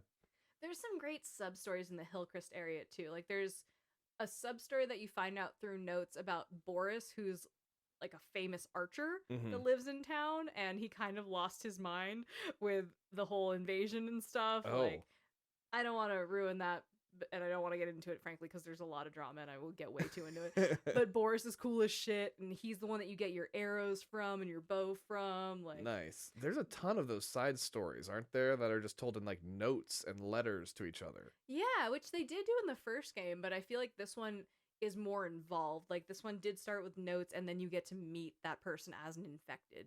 Like, it feels a little more full circle in this game. That's really cool. I loved it. We actually had that very similar thing in the South Park game we just played. Where, Yeah? in the alien spaceship when the man becomes the homeless Nazi zombie. Yeah, that's right. Yeah. Sorry. Very similar. Throwing back to last week's episode real fast. We stay doing zombie games. We just did Lollipop Chainsaw. It's a whole thing. Oh man. This is the zombie season for Apparently, at least it's not dead kids. Yet. Oh. We got 2 pregnant girls on the board. Don't fucking go there yet. Fair. So Ellie is running through Hillcrest and evading some wolf soldiers. She's like running through the hills like, holy shit, these people are going to fucking murder me. Mm-hmm. I'm just trying to find Maria's dumb shit ass husband. And someone grabs her and is like, be quiet. Oh. And she's like, danger. Not danger. And she turns around to see who it is. Mm-hmm. And it's her girlfriend's baby daddy, Jesse. Oh, Jesse's back. Gorgeous Jesse. And we're like, we didn't even know he was here? Yeah. Does he know that she's pregnant? No. He doesn't know he's about to be a baby daddy. No, not yet. Oh, Jesse. And Jesse's like, what the fuck, man? Yeah. He's like, I wasn't going to let you guys do this shit alone. I was like a day behind you. But like, how fair is that? Not at all. It's very selfish to add another person to this mess. Yeah, like he should have trusted them to be able to do their job. Absolutely. And we don't, and like that leaves Maria down 4 people now. That's true. Like that's fucked up to the community. And Jesse was in charge of patrols. Like he's the one that knows every section of the surrounding area. Like he's the one that kept Jackson safe. Yeah, they're down 4 people. I'm sorry, 5 if we include Joel. I was just gonna say technically 5 if you include Joel. And 3 of the ones that are gone right now are actually useful. Yeah. Sorry, Dina. Oh, I thought you were talking about Tommy. Useless ass Tommy. Useless ass Tommy. No, come on, Dina's fucking useless. Other than her squirrel fall, like she doesn't do much else. How did she not lose the baby from falling through a skylight? Like that's kind of bullshit. Well, because she hadn't revealed she was pregnant yet, so Fair. Very fair. Jesse and Ellie steal a car and they head back to Dina in the theater because Ellie is like, what is happening? You are fucking kidding me. And Jesse's like, she seems sick. And Ellie's like, yup, I don't want to talk about it. Right. Please leave me out of this. Oh, poor girl. So Ellie's like, give me a minute. And we get into another memory dream sequence with her. Okay. Where it's a couple years ago. She's on patrol with Joel and Tommy. And Tommy's like, why don't you and Joel go down to the music store and get some guitar shit? Because he's like, you two have some tension. You need to work it out. Okay. And Joel and Ellie are both like, this is not your fucking place. But sure, Tommy. Tommy is about as subtle as a fucking rock. As subtle as Dina falling through a skylight. So Joel and Ellie are going through this hotel, and it's like old times. She's arguing she doesn't need to put her face mask on for the spores, and Joel's like, you fucking have to. You know, they're having some banter. They're clearly going through a lot of tension, though. Like, they're not communicating well. Yeah. They're being a little snappy with each other. Joel's pushing her a little, and Ellie's pushing back. Like, they're not happy. What's fucked up is that they run into 2 people who escaped from Jackson and are now infected. Oh, and they left a note being like, we left Jackson to try and help people. We were living so large, and we felt bad for the people that didn't have community, so we wanted to bring the spirit out, and now we are bitten. Oh. And one of them is like, I shot my partner. I'm too much of a pussy to shoot myself. Tell my parents I'm sorry, basically is the note. Oh my god. And Joel and Ellie are like, cool, now we gotta bring these fucking bodies back. I guess we're down 2 more. To bury them, yeah. For a proper burial, which is sad. That's fascinating that they do the proper burials for their own, because like we've seen plenty of like dead bodies. Oh, totally. But I think there's just an extra camaraderie with Jackson of like, we have committed to this kind of life. Yeah. So we will honor each other with that. That's fair. In this sequence, Ellie does ask about immunity, and Joel confirms again that the Fireflies had a lot of immune people, but they had no way of making a vaccine, so they sent them home. Doubling down after all this time. Like, it's been years at this point, and he's still like, no, fuck you. Yeah, and the fact that Ellie's still asking means she does not fucking believe it still. Yeah, she's still sick of his shit. Rightfully so. We're back to present day. Ellie is sewing up a cut on herself, and Dina comes in and is like, Jesse's asleep, like, let me help you. Ellie's beat to shit. Yeah. Like, she looks rough. And Dina's like, hey, by the way, baby's on the down low. It's not the right time. Yeah. We have other shit to focus on. Don't bring up the baby. Cool? Right. And Ellie's like, yeah, man, you shouldn't have brought up the baby. We've already brought it up too much. Yeah. Dina's also like, so while I was on comms, I heard Nora, who's from one of the pictures, say that she was assigned to go to a hospital to pull supplies. Oh. And Ellie's like, all right, dope. I'll go fucking do that shit while Jesse's asleep. And we assume Jesse's just been like on the lam, like. So yeah, he's tired. Right. Ellie's like, I'll go do a solo mission. The hospital's not that far. I got this. So she's getting through this really wooded section of the game, and she runs into a group that is not the wolves. These are cloaked figures. They look like friars from medieval times, kind of. They have torches. They're using bows and arrows. They're using blunt weapons like axes and knives and shit, not guns. Okay, very old-fashioned. And they communicate with whistles. With whistling? The most menacing way to communicate. Oh, I would be terrible in this group. I can't whistle. I can't either. We would not be allowed in this group. No. And they are fucking horrifying. Yeah. She rolls up on them while they're hanging a wolf. Oh. And not a dog wolf, No, like a people wolf. like a person. Yeah, and they are fucking brutal. They are just, they don't care. They're talking about sinners and shit, like clearly religious. Oh, no way. Yeah. Super scary. We hear some talking about someone named Lily and the dishonor they brought to their sister and mother. Oh. We hear them like capturing wolf members. One wolf member is like, I'll give you access to Isaac. I'll get you to Isaac, which will come around later. Okay. And they just murder the shit out of them. Nellie's like, I want nothing to do with this. Yeah. This is a whole new level of fucked up and crazy. Yeah. So she's like, nope, nope, nope. Sidesteps them and gets to the hospital. Okay. So she's like, all right, I'm here at this hospital.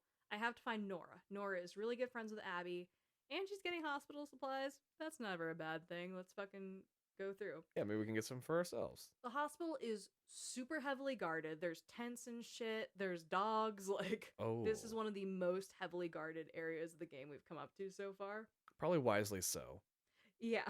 And while she's going through and like kind of sneaking around, she hears wolf members say that Abby was there. Oh. And she's like, that bitch. I'm here for it. I just missed her. And they're talking about how Nora probably helped her. And she's like, yeah, I'm going to murder the shit out of Nora. Okay. So you find Nora, and Nora's like, yeah, I helped Abby. Fuck you. And Ellie's like, no, fuck you. And Nora goes into some fucked up shit. Nora's like, you're the girl from Jackson. I still think about Joel screaming. That little bitch got what was coming to him. Oh, no, she is not. Ellie is a full murder machine, right? She is, like, not here for that. No. So Ellie chases her down to kill her like a pig. To kill her like a pig. And, like, she chases her down into the guts of the hospital. And in the guts of the hospital, there are spores. Oh. In this world, like I mentioned, the cordyceps are kind of a mushroom virus. Mm-hmm. And when there's spores in the air, it can infect you just through breathing. Yeah. It's amazing this came out during the pandemic. There's a virus that you can breathe in and out. Right. And you have to wear a face mask, otherwise it gets inside of your lungs. It's lining up too perfectly. Timing was great. Nora gets chased into the basement with Ellie running behind her, and the whole room is full with spores. And Nora starts coughing, like clearly having immediate reactions. Yeah. Ellie's fine, obviously. And Nora's like, there's spores. What's happening? Oh, no. Nora puts things together and goes, you're the immune girl. Yeah. Because Nora's a firefly. And Ellie's like, yeah, bitch. I am. What's up? And Nora's like, well, fuck me. So yeah, Nora recognizes Ellie as this legendary immune girl that the Fireflies were trying to make a vaccine for. Yeah. And is like kind of having a moment. And Ellie's like, I do not give a fuck. Tell me where Abby is. And Nora's like, I will never tell you. And Ellie beats her so bad with a pipe that Nora does tell her. Yeah. It's fucking horrifying. It's an intense sequence too. It's super fucking intense. Because you don't like watch Ellie do it. You watch it like again, looking at Ellie from a different perspective, like looking at her face while she does it. And she is full murder mode. Oh yeah. Like there's no heart in her at all. She's like, I'm gonna kill you. Yeah. And then she does. You're gonna beg me to do the finishing blow by the time I'm done with you. Yeah. And the next scene is Ellie rolling up on Dina being like, she's in the aquarium. Like, covered in blood. Yeah. So now we at least know where Abby is. And that's the end of day 2. And we get into a dream sequence. Okay. Or I'm sorry, a memory sequence. Yeah. It feels like a dream because it feels like Ellie's like going to sleep. Totally. But it's a memory. So in this memory, Ellie is revisiting, I guess, Ground Zero, which is the Salt Lake City hospital where they were supposed to work on her to make a vaccine. Yeah. And she's going through the OR and she finds a bag with a firefly symbol on it. And she's like, these motherfuckers. And she finds a voice memo, like in BioShock. Right. Take a bio Take shot. a bio shot. And she's listening to it. And it's actually Mel, Owen's pregnant girlfriend. Okay. Saying, basically, this is a full fucking failure. The only person who could have developed a vaccine is now dead because Joel killed him. Oh. Because Joel, again, murdered everyone in the building. Everybody. And some Fireflies did want to go after Joel, and a bunch of them just wanted to give up. So basically, the Fireflies fell apart because of this. Yeah. Because some were so rageful, they're like, let's fucking kill this guy. And some were like, there's no hope. There's no reason for our group anymore. Yeah. If the one immune person is fucking gone. Yeah. And the one person who could make a vaccine is dead. Yeah. So this caused the entire downfall of this militia group. The collapse of that group entirely. Yeah. And Ellie like listens to this and she's like, Jesus fucking Christ. She goes outside, she's sitting on the grass and she's like, what even is my life? Right. And Joel comes up and he's like, I've been looking for you. Are you okay? Like, oh my God, do you need anything? What's wrong? And she's like, motherfucker. Yeah. And she has the moment you wanted. Yes. Oh, it made me so happy to see that Ellie felt the same way about Joel that I felt. She's like, you have one chance. If you lie to me, I'm gone and you will never fucking see me again. Yeah. If you tell me the truth, I will go back to Jackson. And he's like, gulp. Okay. Yeah.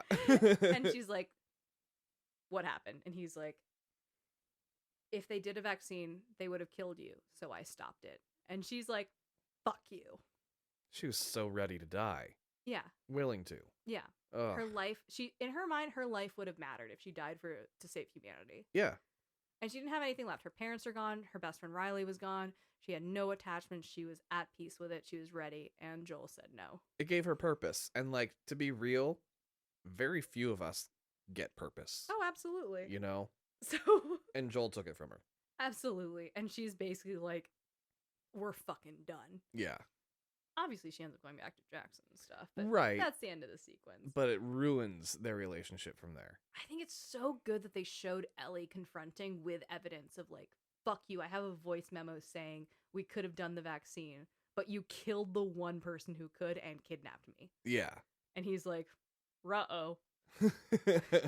How do I blame this on Tommy? Kidding, but Jesus Christ. All right, so it's a fresh day in Seattle. It is day 3. Ellie wakes up, and by this point, Jesse has figured out that Dina is pregnant, and he confirms it with Ellie. He's like, my girl's knocked up, and she's like, how'd you figure it out? Can't deny facts. Is it all the puking? Is it all the obvious signs of pregnancy? Is it her rubbing her stomach every 5 seconds? Like, she's not showing, in her defense. No. She's like, first trimester, does not have a bump, and she's a slender girl. Yeah. Like, it's not like there's like a little bit of a poochy belly that could No. fake be a bump. She's a slender girl, but like, he's like, she knocked up, and Ellie's like, yup. And Jesse's like, okay, that changes things a little bit. Let's get Tommy and go the fuck home. Yeah. Because now I have a pregnant bitch on my hands. Right. and Maria will murder me. Oh my god, right? Really, everyone's motivated by not letting Maria down. Maria's like, cool, another mouth to feed. Yeah. This makes up for Joel, I guess. Totally fine. Ellie and Jesse are like, let's go to the aquarium. If Abby's there, Tommy's probably heading there. Right. Like, reasonably so. Which is like, oh, right, we're just here to fucking get Tommy, even though secret mission is to murder the shit out of Abby. Well, yeah, I mean, if Tommy's after Abby and we run into Abby along the way, so much the better for them, so much the worse for her. Totally. One thing that I like in this section is that they cut through a convention center where Seattle Comic-Con is going on. Okay. And Jesse kind of rips on Ellie, and he's like, you would totally do some dumb shit like this. And Ellie's like, oh my god, they all love comics? Hell yeah, I would do some shit like this. And he's like, huh. And Ellie's like, I don't know what you're laughing at. This is fucking great. Yeah. This is totally my thing. Because Ellie's, and I guess that's PAX, right? Yeah, PAX I think West? that's PAX, yeah. I can't remember if that's Portland or Seattle, but I'm guessing PAX West. Yeah. They don't brand it as PAX, but No. But you can tell. if you know, you know. Yeah. I used to be up on those circuits. They're cruising through. At one point, they're like, all right, if we get this boat, we can kind of circle back and try and get Tommy. And Ellie's like, yo, we're really close. Let's just go fucking kill Abby. And Jesse's like, are you fucking kidding me? No, we need to go get Tommy and dip. And Ellie's like, but let's just Abby? kill Abby real quick. And Jesse's like, no, I'm not going to fucking do this. So they split up because Of Jesse's course. like, I'm going to go get Tommy and do the mission like Maria asked us to. Right. You do you at this Mhm. point. And Ellie's like, yup, I'm going to do me. Bye, bitch. I'm going after Abby. So she gets to the aquarium, and like I mentioned, the subreddit has so many people that have been to the aquarium and like have taken pictures of them with knives and shit. Oh my god, Like, that's great. it's a little dark. Like there's a couple of people that cosplay as like Ellie or Abby in front my of the God. aquarium, which I would 10 out of 10 do. I would fully cut my hair to make this moment happen. It's really sweet. The aquarium is gorgeous too. It's really iconic and beautiful. It's on the water. It's fucking sick. Yeah, it looks like a very nice aquarium. Yeah. Homegirl gets to the aquarium, like sneaks through, kills a dog. Oh. Because the dogs are trained to Because you kill have to people. kill dogs. So Ellie gets in, and the only people there are Owen and Mel. Oh, okay. The pregnant woman and the guy that got her pregnant. Yeah. Yeah. And Abby's ex, Mel's current. And she murders the shit out of them. Oh. Oh. The pregnant girl? She stabs Mel, like, in the throat. Oh, shit. And then when she rolls Mel over, she realizes she's pregnant. And Ellie is like, gonna deal with that later. Okay, so she didn't know she was pregnant when she stabs her. I think she was moving so fast she didn't register it. Right. You know what I mean? I think, because it all happens very quickly. She kind of rolls up. She points a gun at Owen. Owen's like, whoa, calm down. Calm down. Right. Everything's fine. And she's like, fuck you, find Abby for me. She's not here to fuck around. No. And she's like, all right, this is trash. Yeah. It's so sad. She stabs Mel in the neck and shit. She rolls her over and sees her giant belly and is like, I don't know what the repercussions are for murdering a pregnant person. Yeah. But there's no way they're good. No. I'm definitely going to hell. Nobody forgives this one. No, this one's pretty bad. Yeah. This is important. She accidentally leaves her map behind Oh, shit. and she dips. She gets back to the theater and Tommy and Jesse are there and they're like, all right, did you get your blood lost? And she's like, no, I didn't get to murder anyone. Murdered a couple people. It's whatever. Don't ask me about it. Sorry, you said Tommy's there? Tommy is there. Oh, okay. So, Tommy's like, let's get our shit together. Maria's going to be mad. yeah, Jesse did find him then. Then, Okay.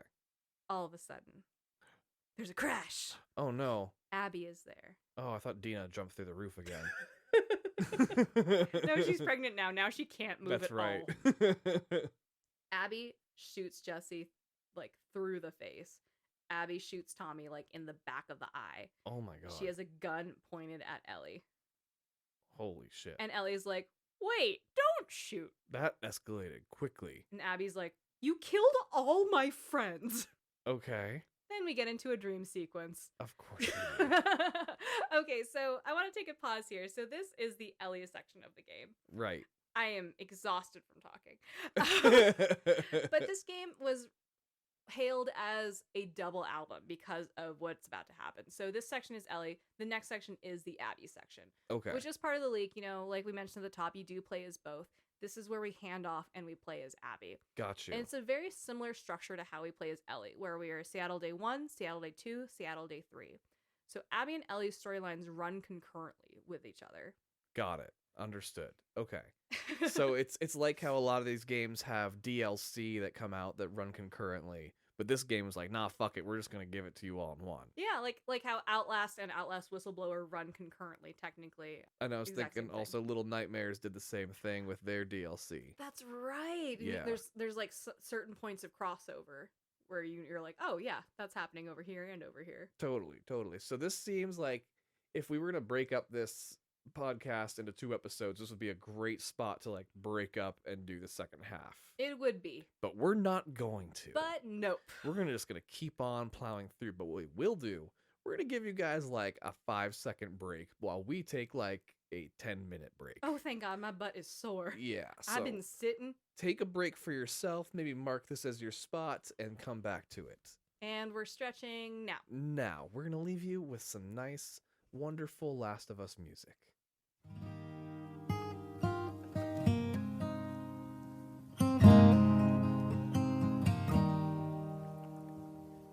If I ever were to lose you, I'd surely lose myself. Everything I have found here, I'm not found by myself. Try and sometimes you'll succeed to make this man of me. All my stolen missing parts, I've no need for anymore. Okay, so we're back. Hope you guys got a good stretch in. We're ready for the second half of the album. Yeah, we took our own stretch, so we flipped the record, and now we are on to side B. This does feel like side B of the game. If we're gonna be, we're millennials. We were around in the cassette days. This is definitely side B material. This is the B side. So we are playing as Abby for this section of the game now. Like Ellie's parts, this opens with a memory dream sequence. Yeah. Abby's like 11 or 12-ish probably. Yeah. She's living with her dad, whose name is Jerry. He's a surgeon. He is. In Salt Lake City with the Fireflies. Oh no. What does this sound like? It sounds like the reason for the fucking season. So, where Ellie collects like these superhero cards, Abby, the fucking nerd that she is, collects those state quarters. Yeah. Like it's 1997. Right. Maybe this is a millennial, like older person thing, and the younger kids will remember this, but there was a time where the quarter was just like a fucking bird or some shit. Yeah. And then out of nowhere, they were like, make the quarter whimsical. And every single state got its own quarter that came out on like a rollout schedule. Like, yeah. It was like 10 years. Like 5 came out every year for a while. And now they're like, here's one with fucking bricks on it and shit. Like the quarters turned into the fucking challenge coin of like bullshit tabletop games. Like it's just random shit now. Anyway. Abby collects quarters. Yeah. She's a coin collector. Yeah. It's very dorky. Fucking nerd. I love it. So that's Abby's fucking thing for her half of the game. Right. So Abby is kind of in this zoo area of Salt Lake City, which we've seen partially before, which is great. And her dad found a zebra that's like caught in this gate thing. Yeah. And her dad is a super sweet, soft-spoken dude. He helps the zebra get free. He's like, isn't nature great? And Abby's like, yeah, Dad. It's like their version of the giraffe scene from the first game. And it's kind of happened concurrently. Yeah. Because then Owen rolls up and is like, they're here. Yeah. We need you in surgery. Yeah. Dr. Jerry. And you're like, oh no. This is the last time Abby saw her father. Right. Before Joel fucking murdered the shit out of him. Yeah. It's bad. So we open Seattle Day 1 with Abby.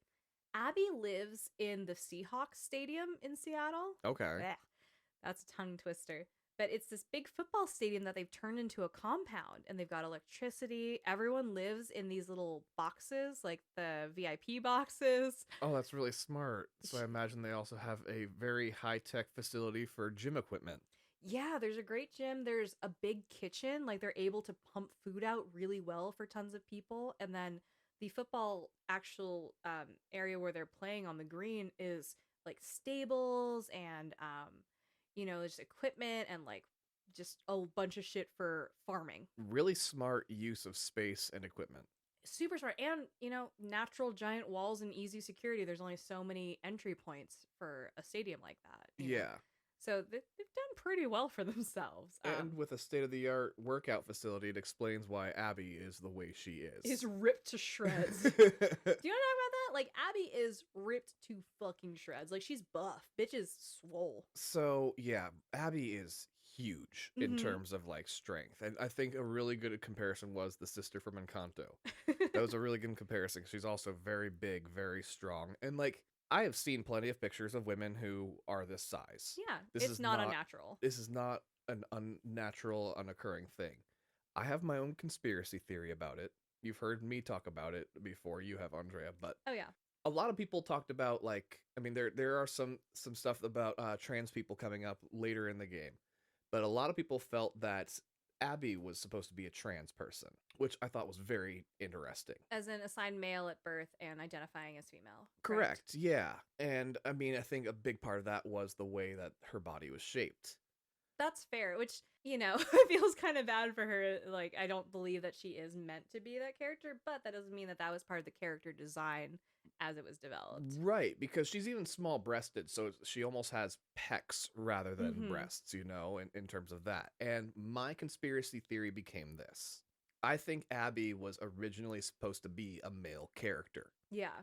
And I think it was supposed to be a lot of gay relationships going on in the her side of the story. Right, because they do allude to her relationship with Owen, which is pretty central to her character and character development and story. Yeah, and there was just a lot of elements that to me lined up that Abby was supposed to be a male character, but then they got to the end of the game and realized that they had this male character whooping the shit out of Ellie, And that didn't read great. and it didn't read well at all. So they decided to go back and change maybe Bobby into Abby. I don't know what character they would have had, Yeah. but I get this weird feeling that happened at some point during the game. They've just never talked about it, which is why we get situations like this girl is just working in the freaking cafeteria one day, and they're like, hey, we need a new face, and she becomes the face of Abby. Fair enough. It kind of lines up weird stories like that.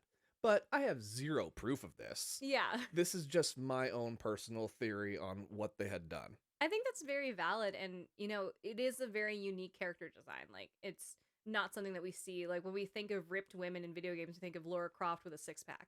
You don't think Yeah. of Abby being buff and being able to like crush a watermelon with her thighs and shit. No, not at all. But at the same time, it is not entirely unnatural. There are people that do look like this. Totally. So It's an interesting thing though too, and like there are a couple things that might support your theory that we'll get into. I think so too. Anyway, Washington Liberation Front, Seahawks Stadium.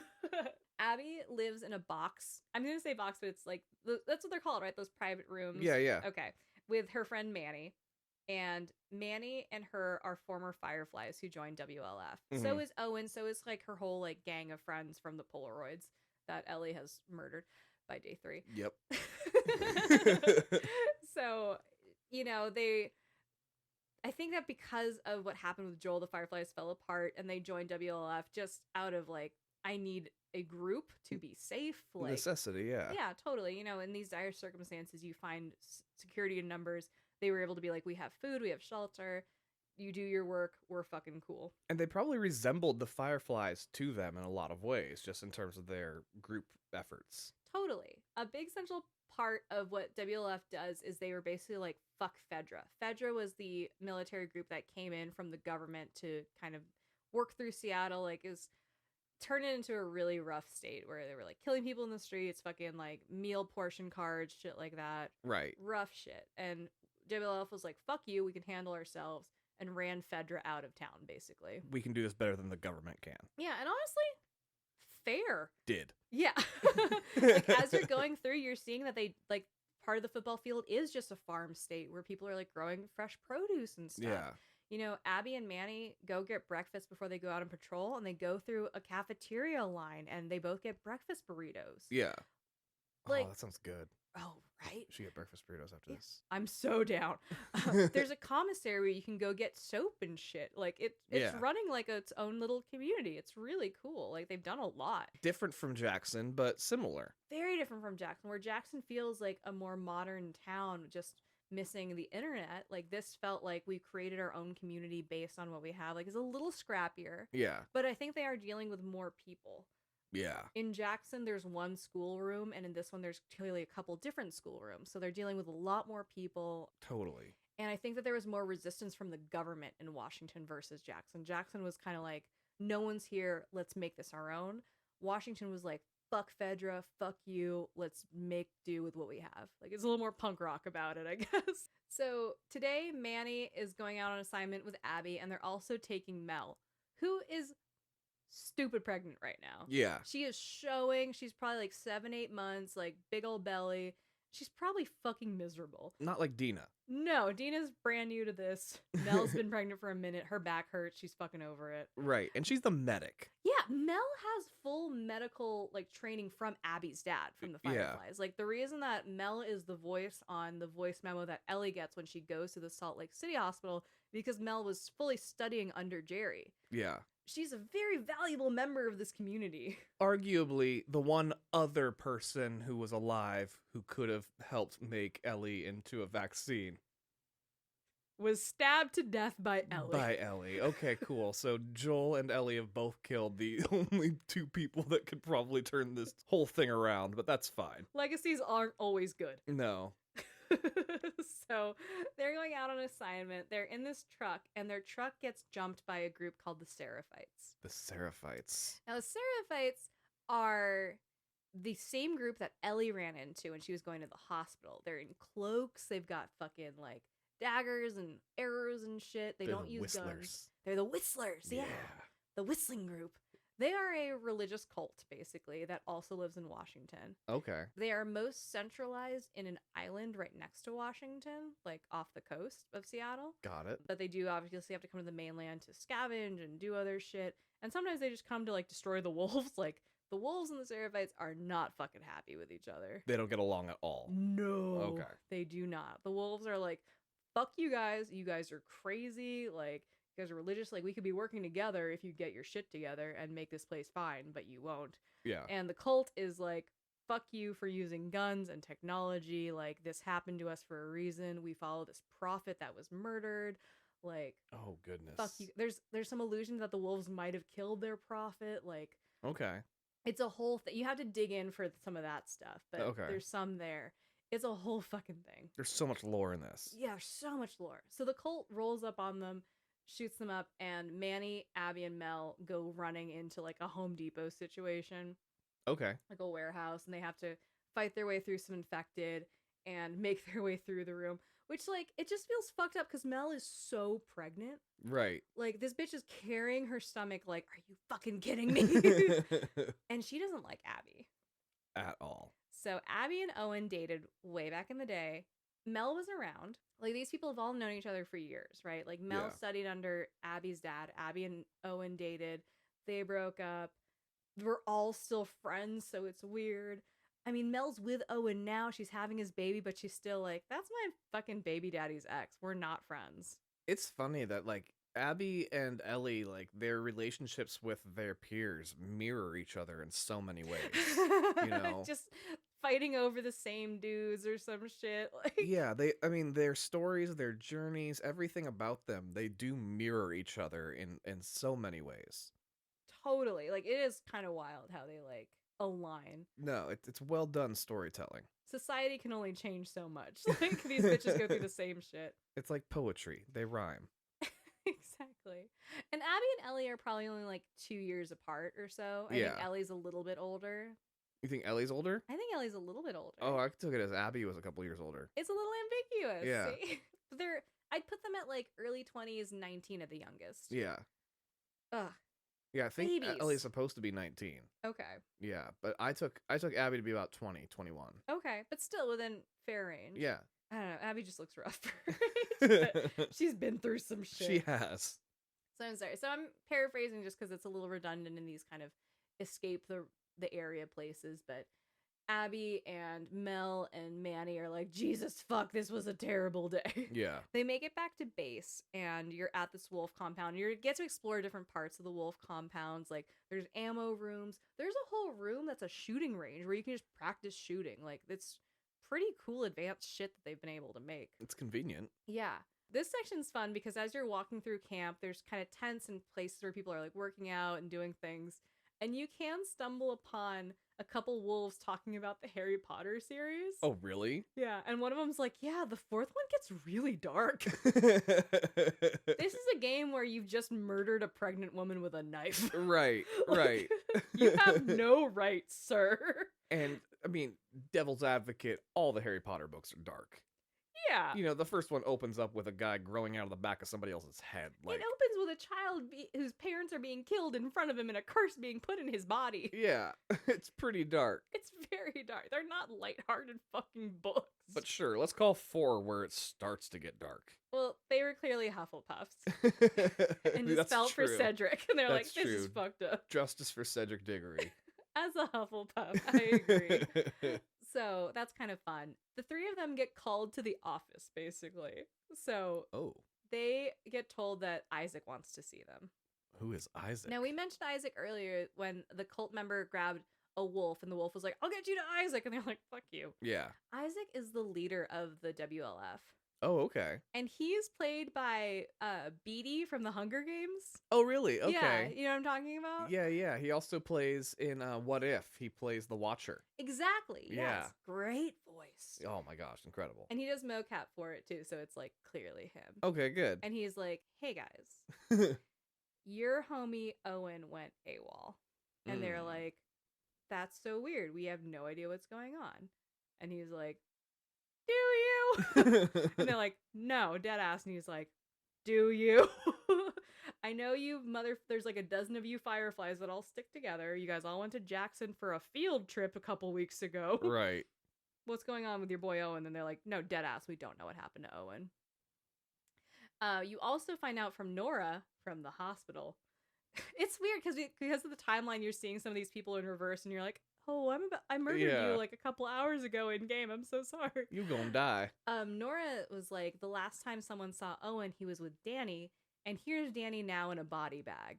Oh. So Danny's dead, Owen's gone, we don't know what's happening. Oh, shit. And they're like, some shit went down. Yeah. And Abby's like, this is fucked. Owen's my boy. And Mel's like, Owen's your boy? Owen's your boy. Cool. I'm having his baby, but Owen's your boy.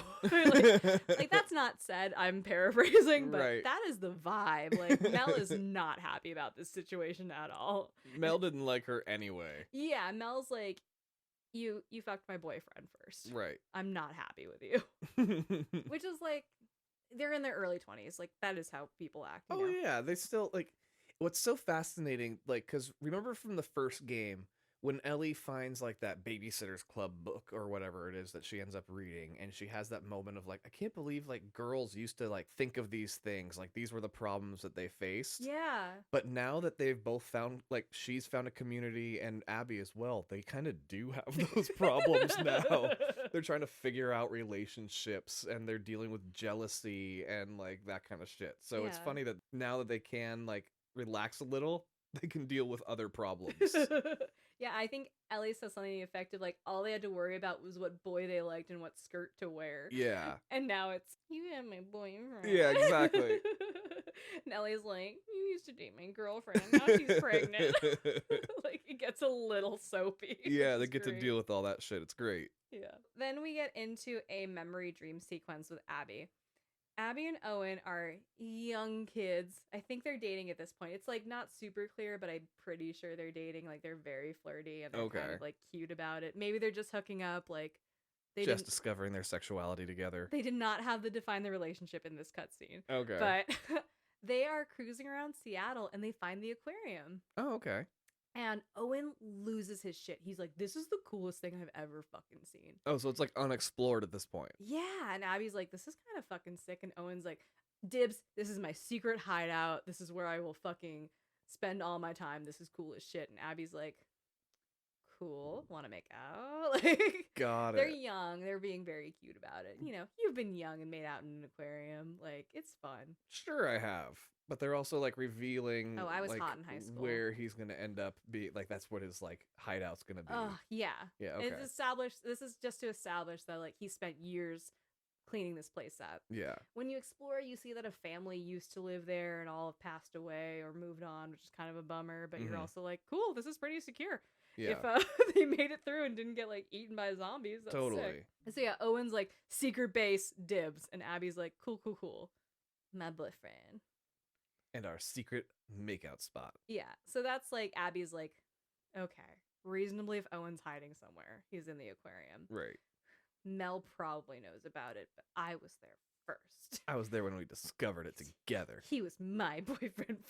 Like, Abby's not a bitch, but I think I paint her as a little bitchy because, like, I want to feel for her and be like, but you have those emotions, like, Yeah. as a person being like, well, I was there first, fuck you. You know, it happens. Yeah.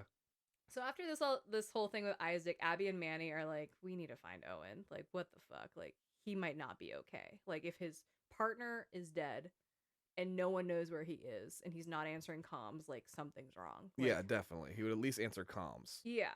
They're like, if he defected, maybe that's a thing, but like, we still need to find him regardless. Yeah. They go out and it's great when they're escaping on the low just so like they can go search for him without having to like check in with comms and shit. You know, they're like, this might be a mission, so like let's keep it on the low. Yeah. Manny's like, I'll help get you out of the city just so you can stay on the low and like not get caught by patrols or anything. She's like, dope, sick, I'll take it. When they're getting through the city, they find Manny's secret fuck pad. Oh. So Manny is like a Latin lover stereotype. Like he's fully like, oh hola, like fucking like drops Spanish occasionally, has like a rolling R's accent, and has a fuck pad where he brings bitches to fuck. I mean, when you've got that accent. It's Washington, baby. He's exotic. And it is the post-apocalypse. Like, this is the most exotic thing they will ever see. Abso-fucking-lutely. Which is great. And Abby calls him out and she's like, is this where you bring bitches? And he's like, don't you dare tell anyone. Abby's like, you're fucking disgusting. I hate you. And it's great because, like, they also allude to Manny bringing bitches back to their room. Like, Abby and Manny are roommates, and she's been like, oh, like, that teacher was here. Like, I saw her bra or whatever. Right. And he's like, yeah. So, like, he brings bitches back. That's not an issue. He just has another fuck pad for other shit. Like, just for somewhere private to go when he really wants to fuck. yeah, or, like, if he's, like, double bagging a bitch. Wants like, to get weird with it. yeah. So, which is, you know, they didn't have to add that, but they did. That was great. Abby breaks off to find Owen and she's cruising around. She's like, where the fuck is my dude? Mel's not with them, obviously, because she's pregnant as shit. Yeah. And she gets attacked and captured by the Seraphites. Oh, no. Shit gets bad. We cut to another memory sequence where Abby is visiting Owen at the aquarium. Of course, another. Sorry. Let's just bring you back to the aquarium. So now the aquarium has like lights. It's like a year or two later. And I'm pretty sure Mel and Owen are talking, if not dating at this point. So Okay. Abby and Owen are broken up. Okay. Owen does mention Mel coming by, and Abby's like, oh, does Mel like it? Yeah. Does Mel enjoy your aquarium? Ooh. I liked your aquarium, whatever. Now she's getting bitchy. She's getting a little bitchy, yeah. Okay. So they play a round of like, they have Nerf arrows and they're shooting things. It's really cute. Okay. But yeah, Abby's kind of being a bitch about it, but she's like, I have to go to the aquarium to find my ex-boyfriend. Yeah, these Nerf arrows is like one of the only other times when there's a remotely fun achievement to get, because you do like a competition to who can hit the most spots, and if you win, you get an achievement for it. But like, Oh, that's that's not a great achievement. though. again the most fun achievement of the game. That's not that fun. Too. It's really sweet. Like they're being very like playful, and Owen just keeps being like, "We're not boyfriend girlfriend anymore." Yeah, And you're like, Owen, calm down. Chill. but she did kind of need the reminder because she is still being a little clingy. I think she's just comfortable. You think that's comfort? I think it is. I think she's just like, this is what our balance is. This is how we act. And he's like, not anymore. Mm. Now that I'm fucking someone else, like I can't be the person you cry to. Yeah, Like, it's not soups apprope anymore. And she's like, nah, we're best friends. she's overly comfortable, if anything. Yeah. Yeah, like, you know, there's hanging out, and then there's like hanging out in your secret base alone. unattended, being playful. Like, that's a bit much. That's fair. Yeah. So this actually next sequence is from the second trailer that dropped for the game, where they just showed Abby and Lev and Yara. The 3 new characters we'd never seen before. Yeah. So Got you. Abby is kidnapped by the Seraphites, and she is being hung up in a tree. Like, by her neck. Fucking horrifying. And this bitch's neck is as thick as my thigh. Like, Right. she is ripped to shit, so she can't handle it for a second. Mm-hmm. Like, basically, the Seraphites are like, we're gonna gut her like a fish, fuck you. And then they bring Yara out, and Yara is a smaller Asian woman. Yeah. She's younger. She's probably around Abby's age, like early 20s. Yeah. I'd put her probably around 25. Okay, like mid 20s. Yeah. And they're like, fuck you, Yara, clip her wings. And they do the grossest, most Oof. gory shit, which they showed in a trailer, and I'm very upset because I could not see it. Yeah.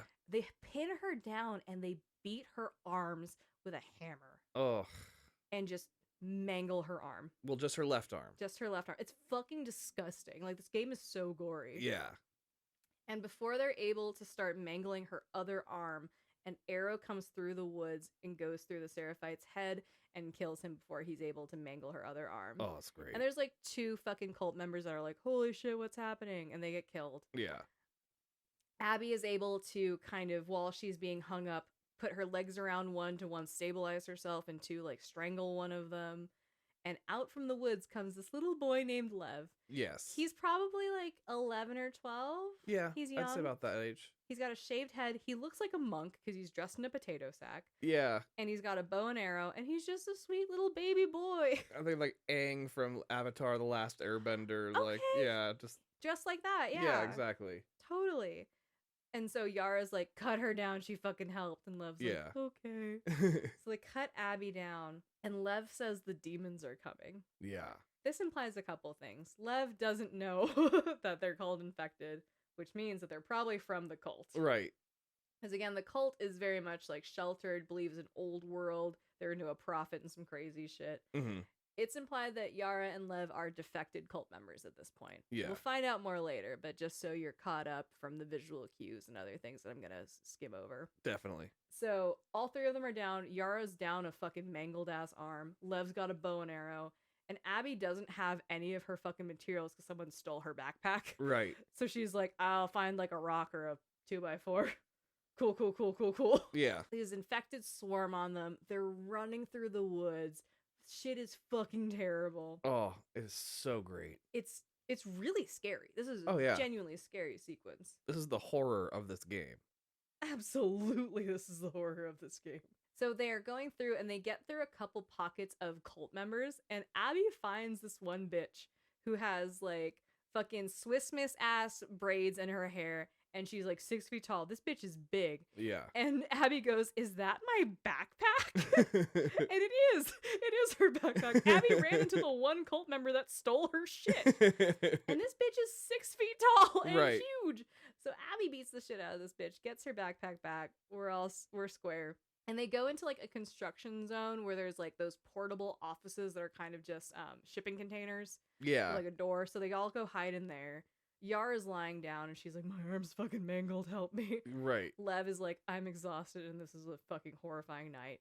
Turns out they're brother and sister. They're fucking like super over this shit. And Mhm. Abby's like, are you good? And they're like, no. Clearly fucking not. We are very much beat up. And they're like, you're a wolf. And she's like, am I? Kind of. Yeah, she's like, but like, who gives a shit? I want to help you. Like, this Yeah. is bad and they attacked you for no reason. You deserve help. And they're a little apprehensive because they've been trained that all wolves are bad, Right.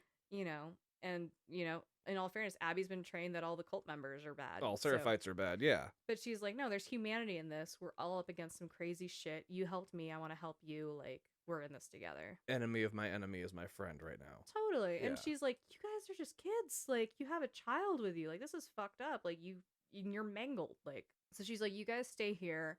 I know a medic. She don't like me, but she'll do me a favor. She will, yeah. So she's like, to the aquarium. Yeah.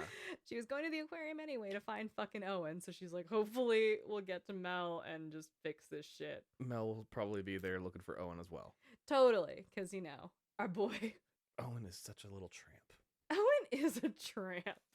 So Abby gets to the aquarium and she finds Owen and she's like, what the fuck happened, man? And Owen's like, some shit went down. Some shit went down. Danny got shot. I was trying to kill a cult member. I couldn't fucking do it. I'm sick of fighting in this war. This is kind of bullshit. I shouldn't have to kill people. This is fucking stupid. I'm a firefly because I wanted a better life. And you know what? There's fireflies in Santa Barbara. I'm going to go down to Santa Barbara. I'm going to get a boat. I'm going to go down the coast and fuck this noise. And she's like, yeah, but can you calm down for like 10 fucking minutes? Like, yeah, Danny's dead. Can we mourn? Like, can you fucking come up with a plan? Like, this is kind of bullshit. And he's like, you're a cog in the machine. Like, kind of goes off on her. Like, it's kind of bullshit. And they're fighting and they're fighting and they're on this boat. And he's like, I'm going to take the fucking boat to Santa Barbara. And she's like, you're a dumbass. And then they start fucking. Oh, Yeah. okay. Because the tension is real. It's just, so much sexual tension between the two of them. And I think this part is part of what fits your narrative and your conspiracy theory. Kind of a lot, though, right? We see Abby take her shirt off, and it is just pecs. Like, it's not big, bouncy titties. Like, No. It does look like pecs. We're seeing nipple. Yeah, and Owen takes her from behind. From behind, Which yeah. is an interesting artistic choice. Yeah, entirely. And, like, this is gonna get graphic, everybody. But, like, she is, like, in pain. She does make a face. Yeah. It could have been a while. It could have been a while, all that He stuff. could have missed. Yeah. But at the same time, this did not look vaginal. It didn't look vaginal. No, it didn't. They don't get into, like, very specifics of how this went. But at the same time, this really did, yeah, like you said, it kind of lent a little bit of credit to, like, my theory on this. Like, if it were to be animated, it wouldn't look far off from that. Yeah, it would not. I get you. But I don't know if I believe it, but, like, I'm just here for the ride, you know? yeah. I was surprised they fucked because Owen's like, he's like, I'm leaving, so he probably doesn't give a shit. But it also implies that he's leaving Mel, Yeah. his pregnant girlfriend. Pregnant ass girlfriend. I just don't like cheating. Like, in general. He cheated on Mel, and, like, it's fucked up for him to cheat with Abby, someone that Mel doesn't like. Like, that feels like it really twists the knife, you know?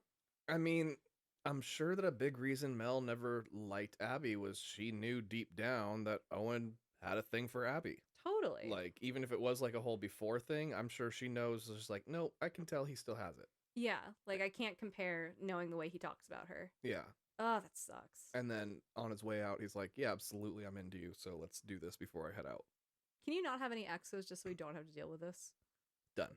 Like, never leave on a boat to Santa Barbara and fuck your ex, please. No, I won't do that. Oh, it's so sad.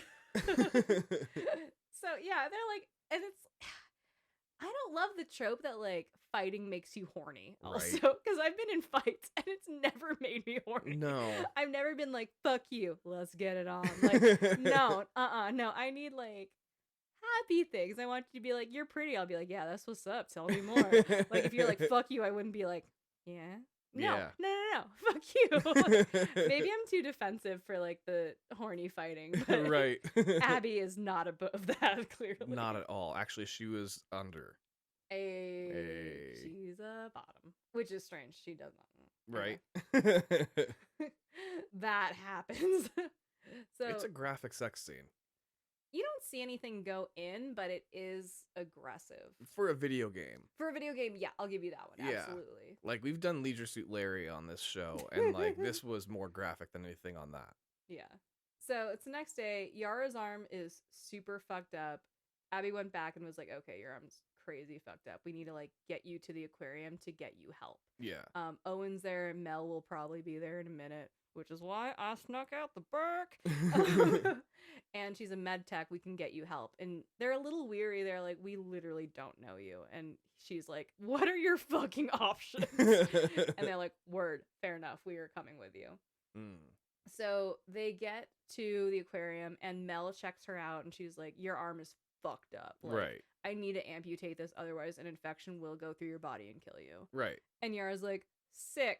That's great. And Just met you. yeah. And Mel's also like, something fishy went on. I can't put my finger on it, but I'm fucking mad at everyone. Right. Um, She can smell the sex in the air. oh, totally. So Mel's like, I have a list of things that I need to, like, make this happen that we do not have at the aquarium because we only have fucking aquarium medical kits. I smell a fetch quest. It's in the air like that's sex, baby. Yeah, but I smell a fetch quest. Is that what this is? Yep. We're going on a fetch quest? Oh, yeah. All right. Lev and Abby have to get to the hospital to get a bunch of hospital equipment. Lev kind of helps her get partially through the city, and then Abby gets into the hospital by herself. Got it. So Abby gets to the hospital, and this is, again, Seattle day 2. So this is the same day Ellie is at the hospital. Oh. A few hours later. Okay. So it's great because Abby and Ellie have to do stealth through the same area because they're both hiding from the WLF members. Right. Because Abby's like, if they find me, they're going to fucking be like, where the fuck is Owen? And lose their minds. And I owe it to Owen to help him get out of town. So she's kind of defecting from the wolves. She is like low-key defecting. Okay. Like, it's kind of bad. So she finds Nora and she's like, hey, I found Owen. I also need a bunch of medical supplies. And Nora's like, I just packed up this entire fucking hospital, Abby, like an hour ago. Yeah. And Ab's like, please? And Nora does something horrific and sends her on the scariest part of the entire game. Oh. So Nora's like, I don't have any stuff up here, but you can check the basement. Oh. Oh, yeah. Oh, this is scary. This is the worst fucking part of the game. It's Yeah. genuinely scary. So Abby's like, cool, basement of a hospital that's abandoned. What could go wrong? Now, Seattle was ground zero for the cordyceps breakout, which means that patient zero happened at the Seattle hospital that they're at. Yes. So they go down to the basement, the quarantine basement, where the entire fucking infection virus started. Yep. And Abby's like, this is horrifying. There's no lights. There's just that security light that's flashing that happens when power kicks on. There's spores everywhere. It's super decrepit. There's like an ambulance like driven through the fucking wall and shit. It's fucking horrifying. Signs of previous chaos everywhere. Absolutely. Like there's blood and scratches on the wall and shit. And to get all the equipment, you have to go through a level with what is described as a rat king. The Rat King. Oh my fucking god. Okay, I need to take a break because I'm freaked out. No, it's fine. So what a Rat King is you find these in places where there's a huge infestation of actual rats. And what'll happen is they will become so enmeshed with each other, their tails will tangle up into each other. And they essentially become one giant, like, rat creature. Like, they all have to, like, work together and move around together. And that is what they have found in the basement of the hospital, but it's with people. And so it's like all these cordyceps infected people that were like closely pushed together until they became one giant creature. But like these ones can break off from it and then run off and go and terrorize you. And yes, this is a terrifying sequence of the game. It's like the Blob from Inside, but made out of murder zombies. It's fucking horrible. Yeah, the Blob from Inside. That's very, very similar. Yeah. It's terrifying. And Abby doesn't know what she's walking into. She's like, all right, let's just go in and out real fucking quick. She sees a giant monster coming towards her, and she's like, I'm in hell. Yeah. This is hell. This is an entirely new form of zombie for the Last of Us, like, world. And this is the only time you play it, which is interesting to put such a wild boss battle kind of like at the 2/3 mark of the game. It's fucking terrifying. I think the first time I played through, I was like, Tom, I just need you to fucking do this. I'm freaked out and I can't do it. And you were like, I don't know what I'm doing. And I was like, I'm gonna cry. Yeah, I was like, I've never touched these controls yet. I don't know what to do. And I was like, figure it out. And it takes a long time to beat it. Yeah. Like, it's a pain in the ass. Like, this shit beats the shit out of you. Oh, yeah, you're running through hallways and stuff. And like I said, there are zombies breaking off of it and also chasing you. And yeah, that's an intense fight. It's fucking hard, man. It's fucking hard. So you get through that to get all your medical equipment for Yara. Like, this bitch better appreciate it. Mm-hmm. You get back to the aquarium and you give everything to Mel so Mel can operate on Yara. And you're like, cool. You're welcome, bitches. Chop that arm. Chop that shit up because this fucking sucks. So Yara gets part of her arm removed. And while this is happening, Lev actually snuck out. Ooh, where's Lev off to? So now we're in Seattle day 3-ish. It starts to blur. And like, again, like while Abby is dealing with the Rat King in the basement, Ellie is murdering Nora like the level above her. Right, like all during this. Yeah, like, by the way, this is happening concurrently. This is fucking great. Like, everyone saw Nora right before she died. Oh.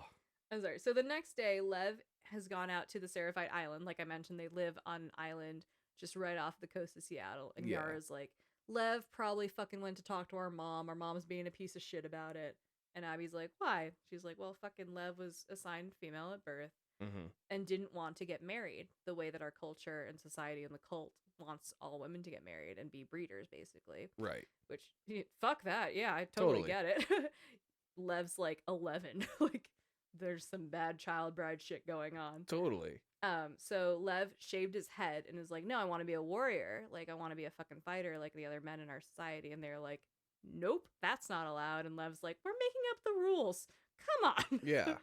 And so Yara and Lev went on the run away from the cult because they were going to kill Lev, basically, for being trans. Yeah. No, entirely. No, there's a really great sequence where, because when you're engaged with the Seraphites, you hear them yelling out the names Yara and Lily. Ugh. Heartbreaking. So they're dead naming the entire time because, I mean, they don't accept transgender at all. Yeah. So that's just a part of it. And while they're together, Lev says, did you hear what they're calling me? Oh, honey. And I love the way that Abby handles it. She goes, yeah, I heard them. And he asks, what do you think of that? And Abby's just like, I got nothing to say. Like, it is what it is. Abby's like, I know you as Lev. Yeah, you're Lev as far as I'm concerned. Yeah, So that's fine. Abby loves Lev from the moment she's allowed to. Oh, yeah. Like, as soon as, like, her guard's down with Lev, she's like, you are my child. Yeah, no, I am your entirely. Joel, you are my Ellie. Yeah. And that is very much their relationship through this entire section, is that Abby is the Joel and Lev is the Ellie, yeah. They do have great chemistry. Like, Lev is a lot younger than Ellie was. Ellie was more, like, street smart and, like, sassy. Lev was very sheltered from growing up in this cult. Yeah. And Abby's, like, playing around with him, like, making jokes and, like, getting Lev out of his shell, which is really sweet. Mm-hmm. Entirely. Anyway, so they gotta go save a hoe now. So Lev went back to Seraphite Island, and Yara and Abby are like, all right, let's go fucking get him. So they get to the island, and this island is like, it's like Hobbitshire. Yeah. Like, it's fucking super green, or fucking, it looks like where the Ewoks live. Like, there's little huts and shit everywhere. Like, it's very much like a campground. Yeah. And they're sneaking around, they're trying to find him, and they get to the tent house thing that Yara and Lev and their mom lived in. Right. And they find their mom dead. So sad. And it looks like an accident, and they find Lev, and it turns out that Lev came back to the mom and was like, hey, like, we need to get out of here. And the mom was like, fuck you, and attacked Lev and tried to kill Lev to stop the shame of having a transgender child. Yeah. And Lev was protecting himself and accidentally killed his mom. Ugh. Oh, So hard. I know, and Lev's like 11. Yeah. This poor sweet baby angel. And Yara's like, all right, shit happens. I'm your mom now. Let's fucking go. Right. And Abby's like, what is happening? I'm entrenched in this family. Let's get out of here. Yeah, right. Now I'm a part of this story, which is crazy because, like, she really is having a full separate story occurring to her. Absolutely. That has nothing to do with what's happening with Ellie and Yeah. Tommy and all that stuff. Totally. Like, they're aware that there's, like, a trespasser. Like, she's kind of heard things, but she hasn't run into Ellie yet. No. Like, she doesn't even really know that her friends are dying at the hands No. of Ellie. Like, she doesn't know Nora's dead yet. Not at all. She has no fucking clue. Oh, and she's gonna come home to some shit. She's gonna go home to some shit. Yeah. Yeah, she's happy. She's living her life, and Ellie's, like, lurking in the shadows, murdering Yeah. everyone. Just wild. So, Abby has the worst timing on Earth, right? Yeah. So She while really does. Oh my god. So while they're on this island, Isaac from the WLF is like, this is the time we will attack the Seraphite Island. Right. And Abby's like, you fucking kidding me? Is it Thursday? Damn it. So Isaac and the wolves descend on the island and basically set it on fire. Yeah. And this sequence is fucking great. This is some Oh. beautiful Naughty Dog, like, play through fucking great ass gameplay, in all Wonderful, fairness. yeah. It's just on par with, like, Uncharted sequences. Like, this is fucking great. Oh, entirely. The entire town's on fire. You're running through the town, and people are attacking you, and there's a whole war going on. So, like, you can actually get through without fighting, but you will run into, like, some firefights of people shooting each other across from you. It's like that sequence in the Pirates of the Caribbean ride where you're in the boat going through a war. Yeah. Like that, but insane and immersive. It's fucking great. Amazing. It's so good. And the wolves are just trying to be like, fuck the cult. You guys keep fucking up our shit. get over yourselves. Yeah. And the cult is like, this was our island. Are you fucking kidding We're me? just defending our homes. Yeah. Like, they did kill a bunch of wolves, and Well, like yeah. they have been killing each other and shit. Like, everyone's to blame. There's blood on both hands. Yeah. But Hatfields and McCoys. this is where Isaac was like, fuck it, we're ending this shit now. Yeah. And it sucks because, like, while they're fighting through, there's a portion where Yara dies, trying to help get Lev and Abby out. Yeah. It's really sad. So poor sweet baby Lev just watched his sister lose an arm to surgery, Mm-hmm. accidentally killed his mom, and then watched his sister die on the island he grew up on. But she does it like she takes out some dudes. She does. Like, she knows that what she's about to do is going to get her killed, but it like saves Lev and Abby and as a result. Yeah, she does sacrifice herself. Yeah. But it is like a, dude, you're having the worst fucking day, Lev. Entirely. Oh. And Abby's like, just get over here. We need to get off the island. And Lev is like, obviously having a meltdown. Yeah. And Abby's like, I know, I get it.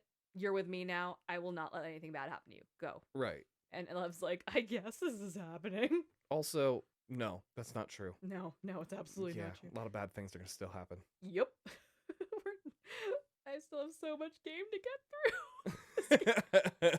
This game is so hard.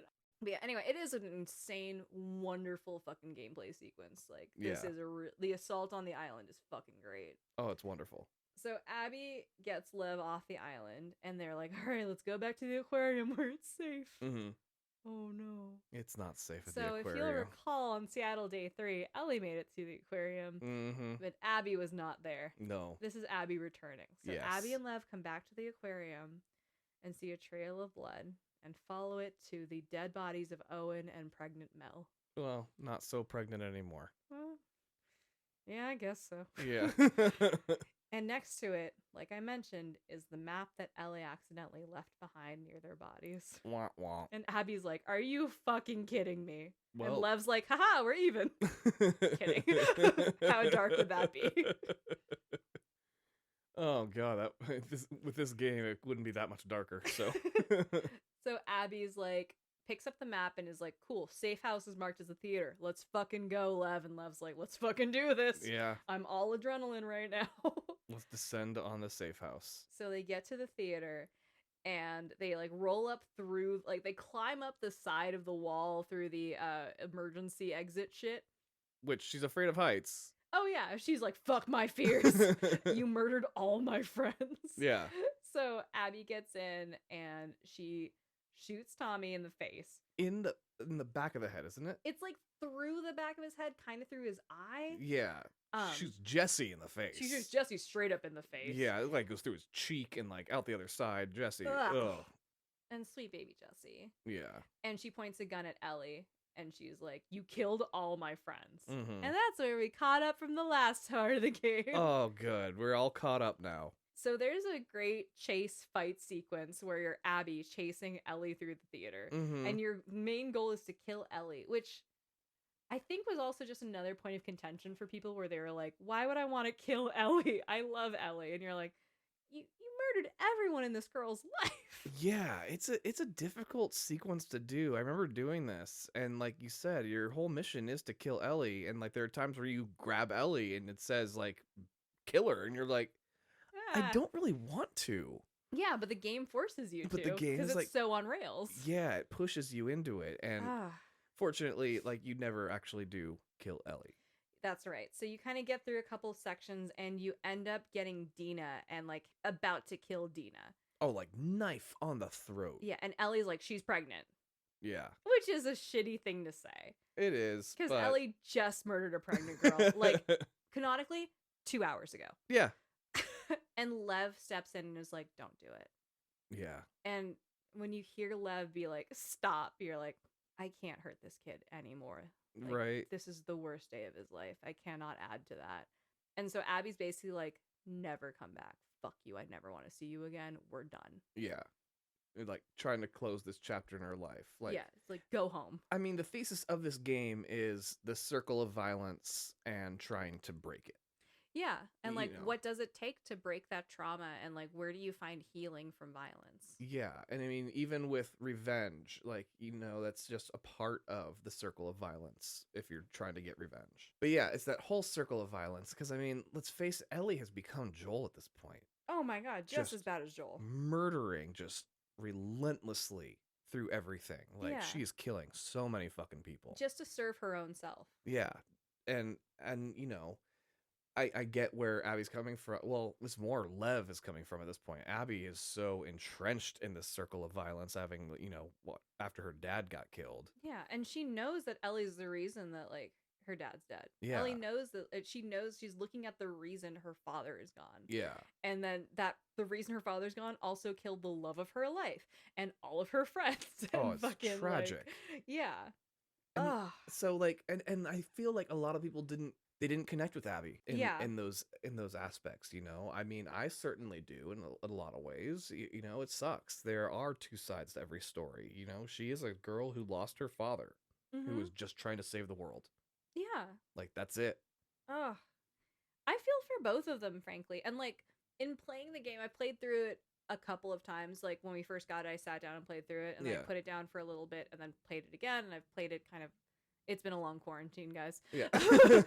I'm on like maybe my third or fourth playthrough. I'm not quite sure at this point, but I enjoy playing as both. With Ellie, you're smaller and you're a little stealthier and you have your perma knife. With Abby, you are stronger. Like, you can get a harder hit in with melees. Like, you do adjust your playstyle for both, and you do feel for both in the stories. Like, you do connect to them. And it was my first playthrough. I was apprehensive about connecting with Abby, but I did feel it. Like, it's hard not to, because she is a sweet girl in her core. Like, she's caring, and the way she is with Lev, she's very playful with Lev, and you're like, she has a heart. Entirely. And then, it is hard, that first act of like her murdering the shit out of Joel, but then you're like, this poor girl, like, was 11 and then came back to see her dad at work fixing a vaccine to fix the world, and then saw that someone slaughtered him. Yeah. And the only person she had left was Owen, basically. And then that person got slaughtered by the bitch that like caused the first thing. Yeah. Holy shit. No, she's got a lot to deal with. Abby apologists all around. Okay, this would be a logical end to the game, right? Obviously. Wrong. No. You're wrong. This has more endings than the Lord of the Rings. Dun, dun, dun, does. So it's like, let's call it a year later. Yeah. We come up on a farm property that's kind of just outside of Jackson, where Ellie, Dina, and baby JJ live. And baby JJ. And Hoppa baby JJ. Yeah. Who everyone thinks it's like a Joel Jesse thing. Which, kill me now. It's so cute. And they live on this farmhouse. They like clearly have a little farm. They've got a bunch of sheep and stuff. Like, it's really cute. It's kind of amazing. Like, it's very peaceful, and you're like, wait, aren't they supposed to be in a zombie apocalypse? But they're kind of at a point of like, no, we're all right. Yeah, it's like Quarantine Season 3, where you're like, fuck it. Yeah. I'll go out. I'm just gonna wear a mask. It's probably fine. I'll have my gun. Yeah.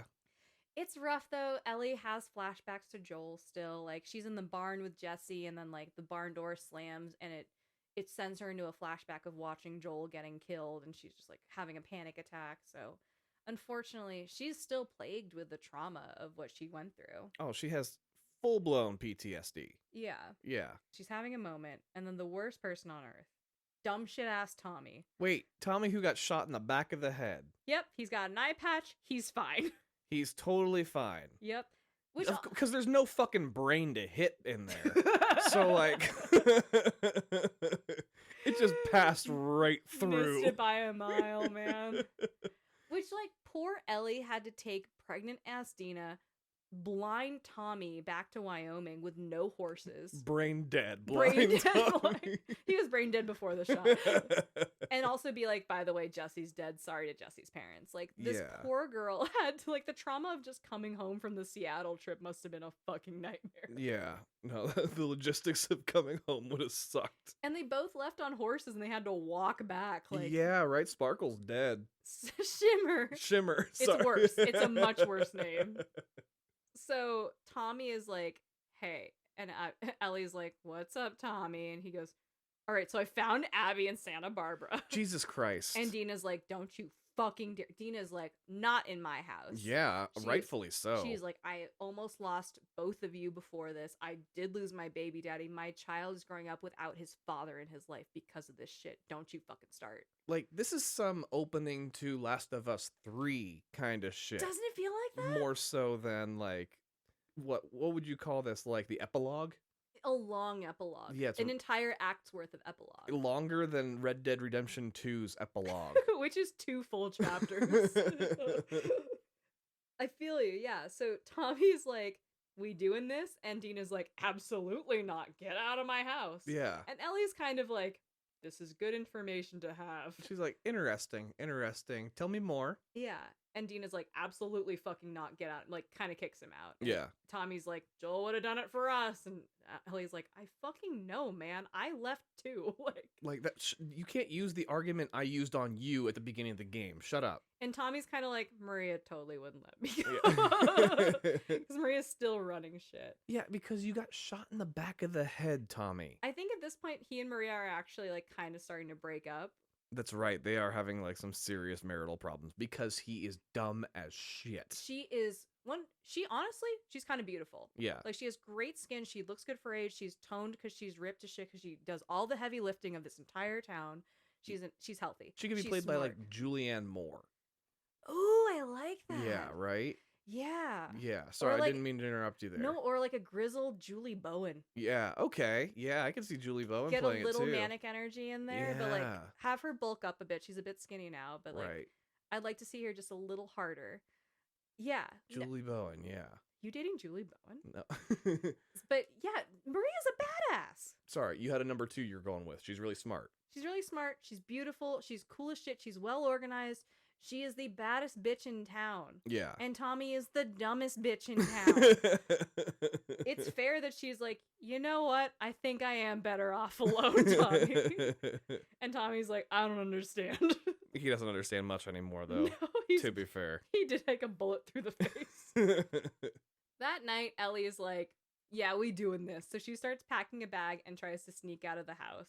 And Dina's like, hey, what's up? Where are you going? Oh my Bitch. gosh. And Ellie's like, you don't understand. I gotta do this. And she goes, no, I do understand. Like, Dina was fucking there. Yeah. Dina had a fucking knife to her throat with Abby. Dina has a right to be upset. She was pregnant and almost died a whole... She came through a ceiling tile. Right. Like, she was there. And Ellie's like, I love you, but I have to do this. And Dina's like, if you do, I won't be here when you get home. And Yeah. she's like, well, then goodbye. Which is fucked. It's because like that is the kind of selfishness Joel displays. Absolutely. Of like, You know? fuck your feelings, I'm doing this. Yeah. I know I love you and I know you love me, but I will hurt you in this moment to service my needs. Which is weird because it's just saying like she didn't break that cycle of violence. Ugh. This game is like very poetic in how it's structured, like, Oh, yeah. story-wise. Entirely. But I also I get frustrated with this because in the final fight scene where we were chasing around Ellie, you know, we really do almost kill Ellie. Like, Yeah. it comes really fucking close. Like, you're, like, strangling her to death. Yeah. And, yeah, then we have this second sequence that goes on, which is strange. Because it just almost feels like we gotta, like... Vindicated or something? Even the score, I don't understand. But continue. It does feel like a balance of the last part that we're getting into, I agree. Yeah. So... we cut to the ocean. So Abby and Lev are on like a houseboat situation, going up and down the coast looking for the fireflies. The ones in Santa Barbara that we heard about. Like Uncle Owen always dreamed about. Yeah. Oh, and like that. Abby still holds a flame for the fireflies. Like she still believes in her dad's message, and like that's what her friends died for. And like, she's like, I know they're out there. And Lev's like, I don't fucking know what's happening, but I guess I'm adopted by this white lady. Yeah. My mom's dead, my sister's dead, my village burned down. Let's just go. All your friends are dead, let's pair up. You accept me for who I am. Yeah. So they're in Santa Barbara, which is also like map accurate to the actual city of Santa Barbara, which is fun. Oh, good. There's a couple of pictures of people in front of like some sequences of this, which that's always just always fun. Yeah. You know, I've taken pictures of things in front of movies. Like, I have a picture of me and my girlfriend in front of the Fresh Prince house, like, through the fucking trees and shit. We did that as a thing. Like, it's fun. Yeah. they're walking around Santa Barbara just in kind of a neighborhood, and they go through a couple houses. Mhm. And in one house, they find a basement. And if you've seen Zodiac, you know that California houses don't have basements. Nope. So you know this is creepy off the bat. Once you got a basement, you know some shit's going down. Some shit's going down. I really wanted to bring up Zodiac. Let's be real. So they go in and they see some Firefly insignia, and they see bunk beds, and they're like, oh, camp out? And there's a radio. Yeah. So they turn on this like ham radio, and she's like, breaker, breaker, looking for fireflies. And she catches something, and someone's like, what's up? Who's this? And she's like, I'm a firefly. And they're like, we are too. Where are you from? And she goes, I'm from the Salt Lake City branch. My dad was Jerry Anderson. And they're like, we heard about them. Yes, come to Catalina Island. That's where all the fireflies are. And for the first time, you see Abby happy. Right. And she's like, fucking finally, I'm going home. And she says that there's like 200 fireflies on the Catalina Wine Mixer Island.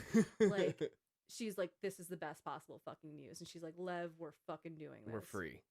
We're free. Yeah, like that's the emotions of like, this was my only goal. Yeah. And I'm gonna like avenge Owen's death by, you know, closing the circle and bringing us home, you know? Like, yeah. There's something really beautiful about it. So they get jumped. And like immediately. Like immediately. They exit the garage and are attacked immediately. And these West Coast choppers looking ass dudes. Like, they are so greasy looking. They're so they look like the trashiest OC bikers, like, imaginable. Oh, yeah. Like, they all look like fat Santas that are sunburnt and, like, ripped muscle shirts. Mm-hmm. It's bad. Yeah, Sons of Anarchy come rolling up on these guys. Fucking fat Sons of Anarchy. So these guys are called the Rattlers, and their insignia is like a snake because they're like punk rock about it. Yeah. They're terrible. So this group called the Rattlers, they have a compound in Santa Barbara. Mm-hmm. I think it's a resort kind of hotel area that they've taken over because there's like a pool. It's a luxury kind of area that they've taken over. Probably like a country club. Something to that effect. Yeah. And they enslave humans to do farming for them, to do livestock for them, to do patrols for them, and there's a group of them at the top that like reap the benefits, and they're really fucked up. They've got some infected people on chains that they like torture normal people with, like getting them close to be like, oh, they're gonna bite you. Yeah. Ah, fuck you. Like, these people are real fucking bad. Oh yeah. Which also just goes to show like the infected are never the worst people in a group. It's always the other humans. It is, which is always kind of my problem with zombie material, is that like I don't think humans would be that bad, but yeah. Oh man, now that I've lived through this fucking last 2 years, I don't know. People are pretty bad. You're like, oh no, so. this is real. That's fair. So they get captured immediately. They like kick Abby and they're like, oh, she's strong as shit. She's gonna be a great fucking like pack mule for us, basically. Yeah. Which is horrifying. Right? An undetermined amount of time later. Right. I would say 6 months is a fair estimation. Okay, 6 months-ish, fair. Give or take, I think that's fair. Ellie arrives in Santa Barbara, and Ellie has a new haircut. She looks so... This is my favorite Ellie look. Oh, really? For whatever reason. I love her hair in this one. She just looks cute. She looks like Miss Incredible. Oh, okay. So she arrives in Santa Barbara, and she is going through the same neighborhood that Abby and Lev kind of got kidnapped in. She's like, all right, where are these motherfuckers? I'm going to find them. I think she found some traces of them near the houseboat, and she's like, these bitches. Yeah. I'm going to kill you. Yeah. I think she did find the houseboat. That's yeah. Yeah. So she gets trapped by a rattler in like the dorkiest way. She like steps on like a rock or something and it's shot up into a tree by her ankle the way that cartoons do. Yeah, one of those like old-fashioned snares that you see like that. I don't know if they actually work in real life or not. I don't know how they do, but I'm sure there's some science behind it. It's bad. And poor Ellie gets stabbed by a tree. Like, she's swinging. And she gets stabbed, like, between the ribs. Mm-hmm. Like, this bitch is rocked immediately and is like, I am down for the count. Yeah.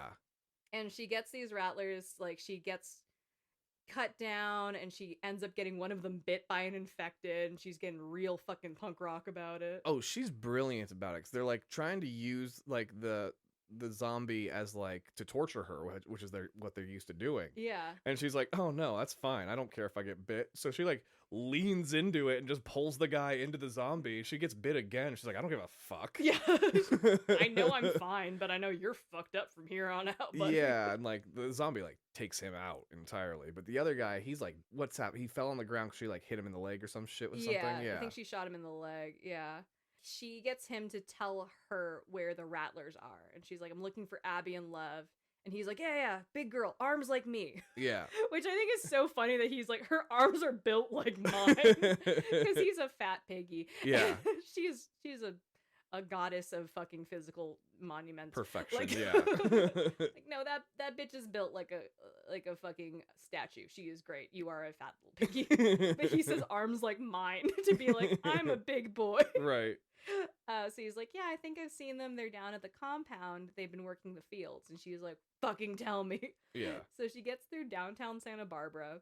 And there's like a train depot station kind of area downtown that people have taken pictures in front of. So I know a lot of it's still like photo accurate to the world, which is great. Yeah. She gets into the Rattler camp.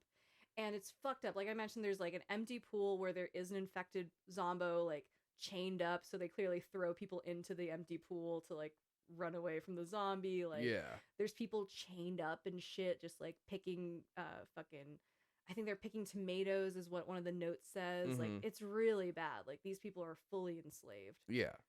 And it doesn't help that the Rattlers are mostly white. Right. Like, no, entirely. But so are a lot of their slaves. Yeah. It doesn't tell a great story, but it does tell one. Yeah. So Ellie's making it through and she finds a main building, and in the basement of that building there's kind of a prison room. Like, it looks like a holding cell at a cop station full of people. And she's like, I'm looking for Abby and Lev. And they're like, fucking let us out, please. Yeah. And so Ellie's like, fine, but tell me where. Inadvertently starts a revolution entirely, by right? letting all the prisoners free. So she busts open the lock, and like they immediately run to an armory cabinet. They're grabbing guns and like, hey, I think I know what you're talking about. They're down by the beach, but they're probably dead. And she's like, don't give a fuck. Gonna go figure this out. Well, yeah, they look at her arm too. They're like, but based on the bite on your arm, you're already dead too, so she's like, worth it, don't care. Ellie is so one-track minded, is like, could not care less. Well, Ellie doesn't want to explain. I'm immune, like, the whole thing, you know? Yeah, it's fair.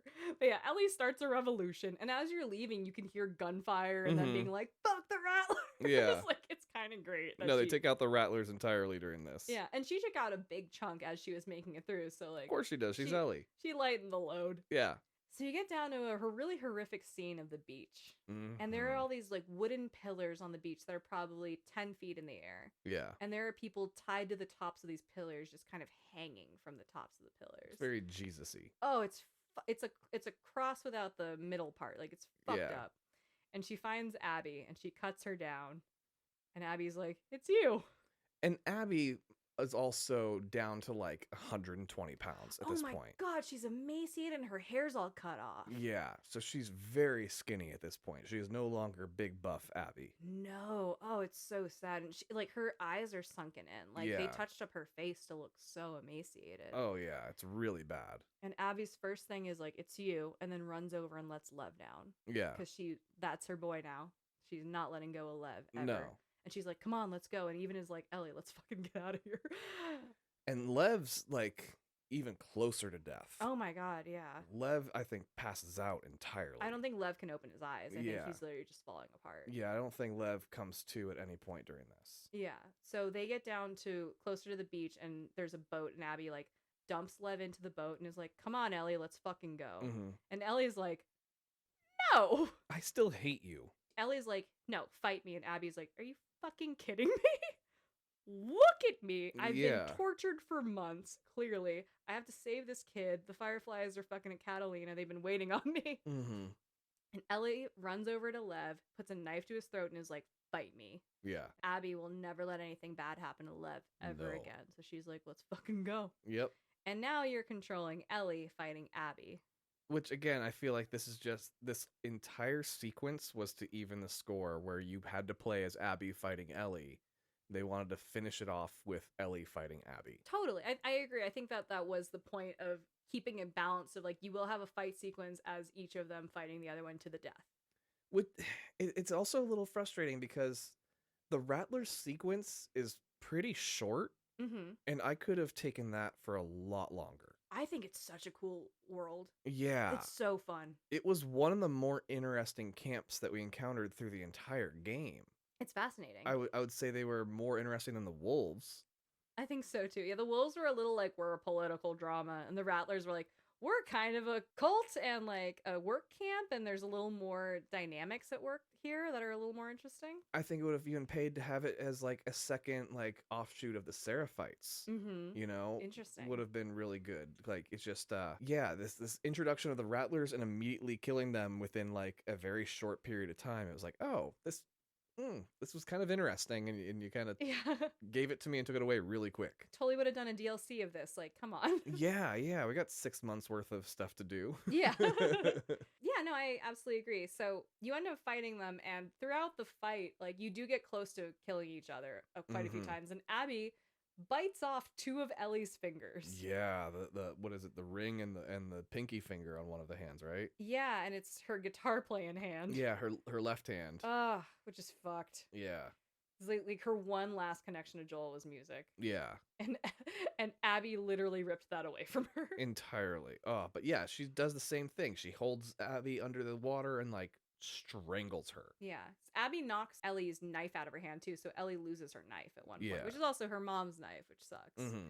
But yeah, Ellie is about to kill Abby, and she has a flashback of Joel, and she's like, I can't fucking do this. Yeah. And like lets her go and is like, just fucking get out of here. And Abby's like, deuces. Yeah. You crazy bitch. I'm out. Like gets in the boat, pushes off with Lev, and is like, I'm the fuck out of here. Yeah, entirely. And like I feel like the 6 months had to happen in order for Ellie to have like a chance against Abby. That was the whole purpose of like this 6 months of her being enslaved happened. Like emaciated. Was so that way they could emaciate her down so Ellie could stand even a remote chance against the fight with Abby. That's fair, because I mean, when you pair them up, Abby's got a couple inches tall and wide over Ellie. Yeah. And that's pure muscle, baby. Like that is yeah, she is a machine. They had to take away all that muscle for Ellie to be able to fight her in the end. Yeah. And then they also had to take her knife away. Yeah. Because Abby bit her fucking fingers off. So great. So the game's still not over, by the way. Ellie is sitting in the water, sobbing and being like, oh my fucking God. Ugh. And then we cut back to Ellie coming home to her farmhouse in Jackson. Yeah. And it's like completely empty. And she's like, shit. Dina's gone. Yeah. And JJ's gone. We get a memory sequence. It is the night after the party. Yeah. The last night of Joel's life. He's playing guitar on his porch. It's nighttime. She rolls up and they make a little small talk. She's like, hey, you got coffee? And he's like, I had to trade so much shit for this fucking coffee. She's like, I bet. He's like, I just love coffee so much. Yeah, they make fun of Joel's coffee addiction throughout the game too, and how terrible it is. Yeah. They're like, coffee's not even that good. And he would literally trade like a horse for a bag of beans. It doesn't make sense. And Ellie's like kind of checks him and she's like, you need to back the fuck off. Like, you leave Jesse alone. Like, leave, like, fucking don't ask him about when I'm working. Fucking let me fight my own battles. I don't need you to step into shit. And he goes, that's fair. I trust you. It's fine. And he's like, so are you dating Dina? And she's like, I don't fucking know. I'm a millennial. We don't date anymore. He's like, it was one kiss. And he goes, whatever it is, she's lucky if she has you. And Ellie is just like, and then immediately is like, I was supposed to die in that hospital. I was supposed to, my death was supposed to have meaning, and you took that from me. And I can't forgive you. He goes, I understand. She goes, but I want to. And then he reiterates he wouldn't have changed a thing if he could do it all over again. He said something like, if God gave me another chance, I'd do it exactly the same. And she's like, I don't want to forgive you, but I'd like to try. And he's like, I'd like that. Never got a chance. No. Oh, see, like, this fucking game. Yeah. And Ellie leaves her guitar in the window at the farmhouse, and the camera pans out, and we see her leaving the farmhouse. And the game's finally And that's over. finally the end of Last of Us Part 2. Yeah. And then we cry. It's so hard, too, 'cause she tries to play the guitar with her bitten off fingers too, and it just doesn't sound right at all. She can't do it. No. Ugh. Her family's gone, but I think it's implied that they just went back into Jackson and like she can go find them. I think that's the only logical place for Dina to go, because they also make some note that they're not too far from Jackson because Jesse's parents have met the baby and like come see the baby. Yeah. So I think Dina went back to Jackson just to be like, all right, now I can have the help of the community to raise my fucking baby since my wife fucking dipped on me to go on a murder spree. Yeah. Maria's got a room open now that Tommy's not there. I think there's some reconciliation that can be had there. Yeah, it's definitely open. I think that Ellie has a couple choices. She can go off on her own, or she's going to go back to Jackson. I feel more inclined to think that she'd want to go back to Jackson. Yeah, I think so too. Why wouldn't she? Yeah. And a fun thing is that after you beat the game, the title card for when you load up the game is a boat on Catalina Island. It is, implying that Abby and Lev made it to the Firefly Island, Yeah. which is hopefully a Firefly Island. Like, we don't know if it was the Rattlers fucking with the ham radio and being like, yeah, come on out. Yeah, that's a very possibility. But with ham radios, anybody can be listening in. Absolutely. So even if it was the Fireflies they were talking to, the Rattlers could have just been hearing it. Yeah. Yeah, like that could have totally been a thing. But you want to hope, you know? Yeah. You want to think that they made it. I think the other cool things that you get with this game is the options after you beat it to like alter the game. Aesthetically, You can do like cheats. Essentially, you can buy cheats where like you get unlimited ammo, you can get unlimited materials to build things, but you can also change the way the game looks. You can do it in like a 1960s like noir look. You can do it in what we call the Telltale mode, where it looks like it's cell shaded and stuff. Like, yeah. The other things that I think is really cool is the accessibility that Naughty Dog put into this game. A blind person could play this game based on the accessibility options that they've put into this, which is That blows my mind. out fucking rageous. I don't even understand how that works truly, but like No. it blows my mind that it exists, and like, is this available for a game of this caliber? Yeah. Like, yeah. it's not just like moving shapes and stuff, or like No. going pew pew. This is truly like an immersive story that like has 261 Game of the Year awards. Like, this is incredible. This is an absolute, like, for what it's done for gaming, it's a masterpiece. Like, Yeah, playing through, Red Dead's a more fun game for me and a better story for me. I think so. But for the impact, hands down, this is a fucking masterpiece. Oh, absolutely. And I mean, so like I tried to go find dissenting opinions looking for this game, and because it was a controversial as shit game, Right. and out of all the reviews I found, 99% of them use the SJW as it's in the first 5 minutes of its review, and so you kind of can dismiss that and anything that they have to say after that, because it's like, okay, you just have an agenda as much as you think the game has. You're mad there's queer characters. Yeah. Done. Once that happens. And then I found two that have actual good dissenting opinions. One, you just wish that it had more of a movie story structure, which I didn't understand. But this is so linear. Yeah, right? What the fuck? Yeah, they wanted a simple 3-act structure. I'm like, no, this is more like a novel. The way this works out, it has a very different kind of layout to it. You can't compare it to a movie. Yeah, it's not fair just for the structure that gaming allows. No. And then you have other dissenting opinions that actually have very valid ones, like we have brought up here, where there are some things that just don't make sense. Yeah. But like why Maria was with Tommy for so long.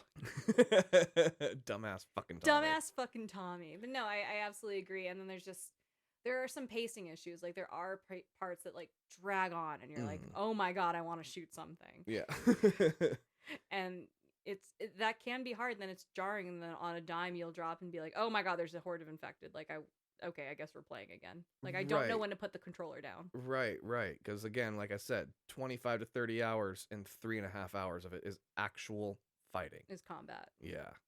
And that also, like, that doesn't include, like, the looting areas, which can feel very tedious, where you're just like, I'm fucking looking for a goddamn safe combination so I can get 2 more fucking shotgun shells. Like, I'm losing my mind. I'm gonna fucking lose it. There's definitely those aspects to it. And then, the linear storytelling of it all, where it's so on rails, like, you cannot deviate outside of what they want you to do. Yeah. But like, you have the objective at one point is to kill Ellie, and the objective at one point is to kill Abby. And even if you wholeheartedly don't agree with that, because of the tools the game has given you, you have to follow the narrative. Yeah. Well, my goodness, Guys, I'm tired. thank you so much for coming on this journey with us. Thank you. This is easily our longest episode. Oh, easily. But thank you for taking the journey with us. If you have a favorite game that is hopefully a little more linear and less chaotic and less emotionally stressful, please let us know. All of our contact information is in the show notes. It is. So, Goombas, thanks for coming by. Fuck Tommy. Yeah, fuck Tommy and his dumbass. His dumbass. Wash your hands. Yes, and Be just good to each other. please be good to each other. Bye. Bye. Talking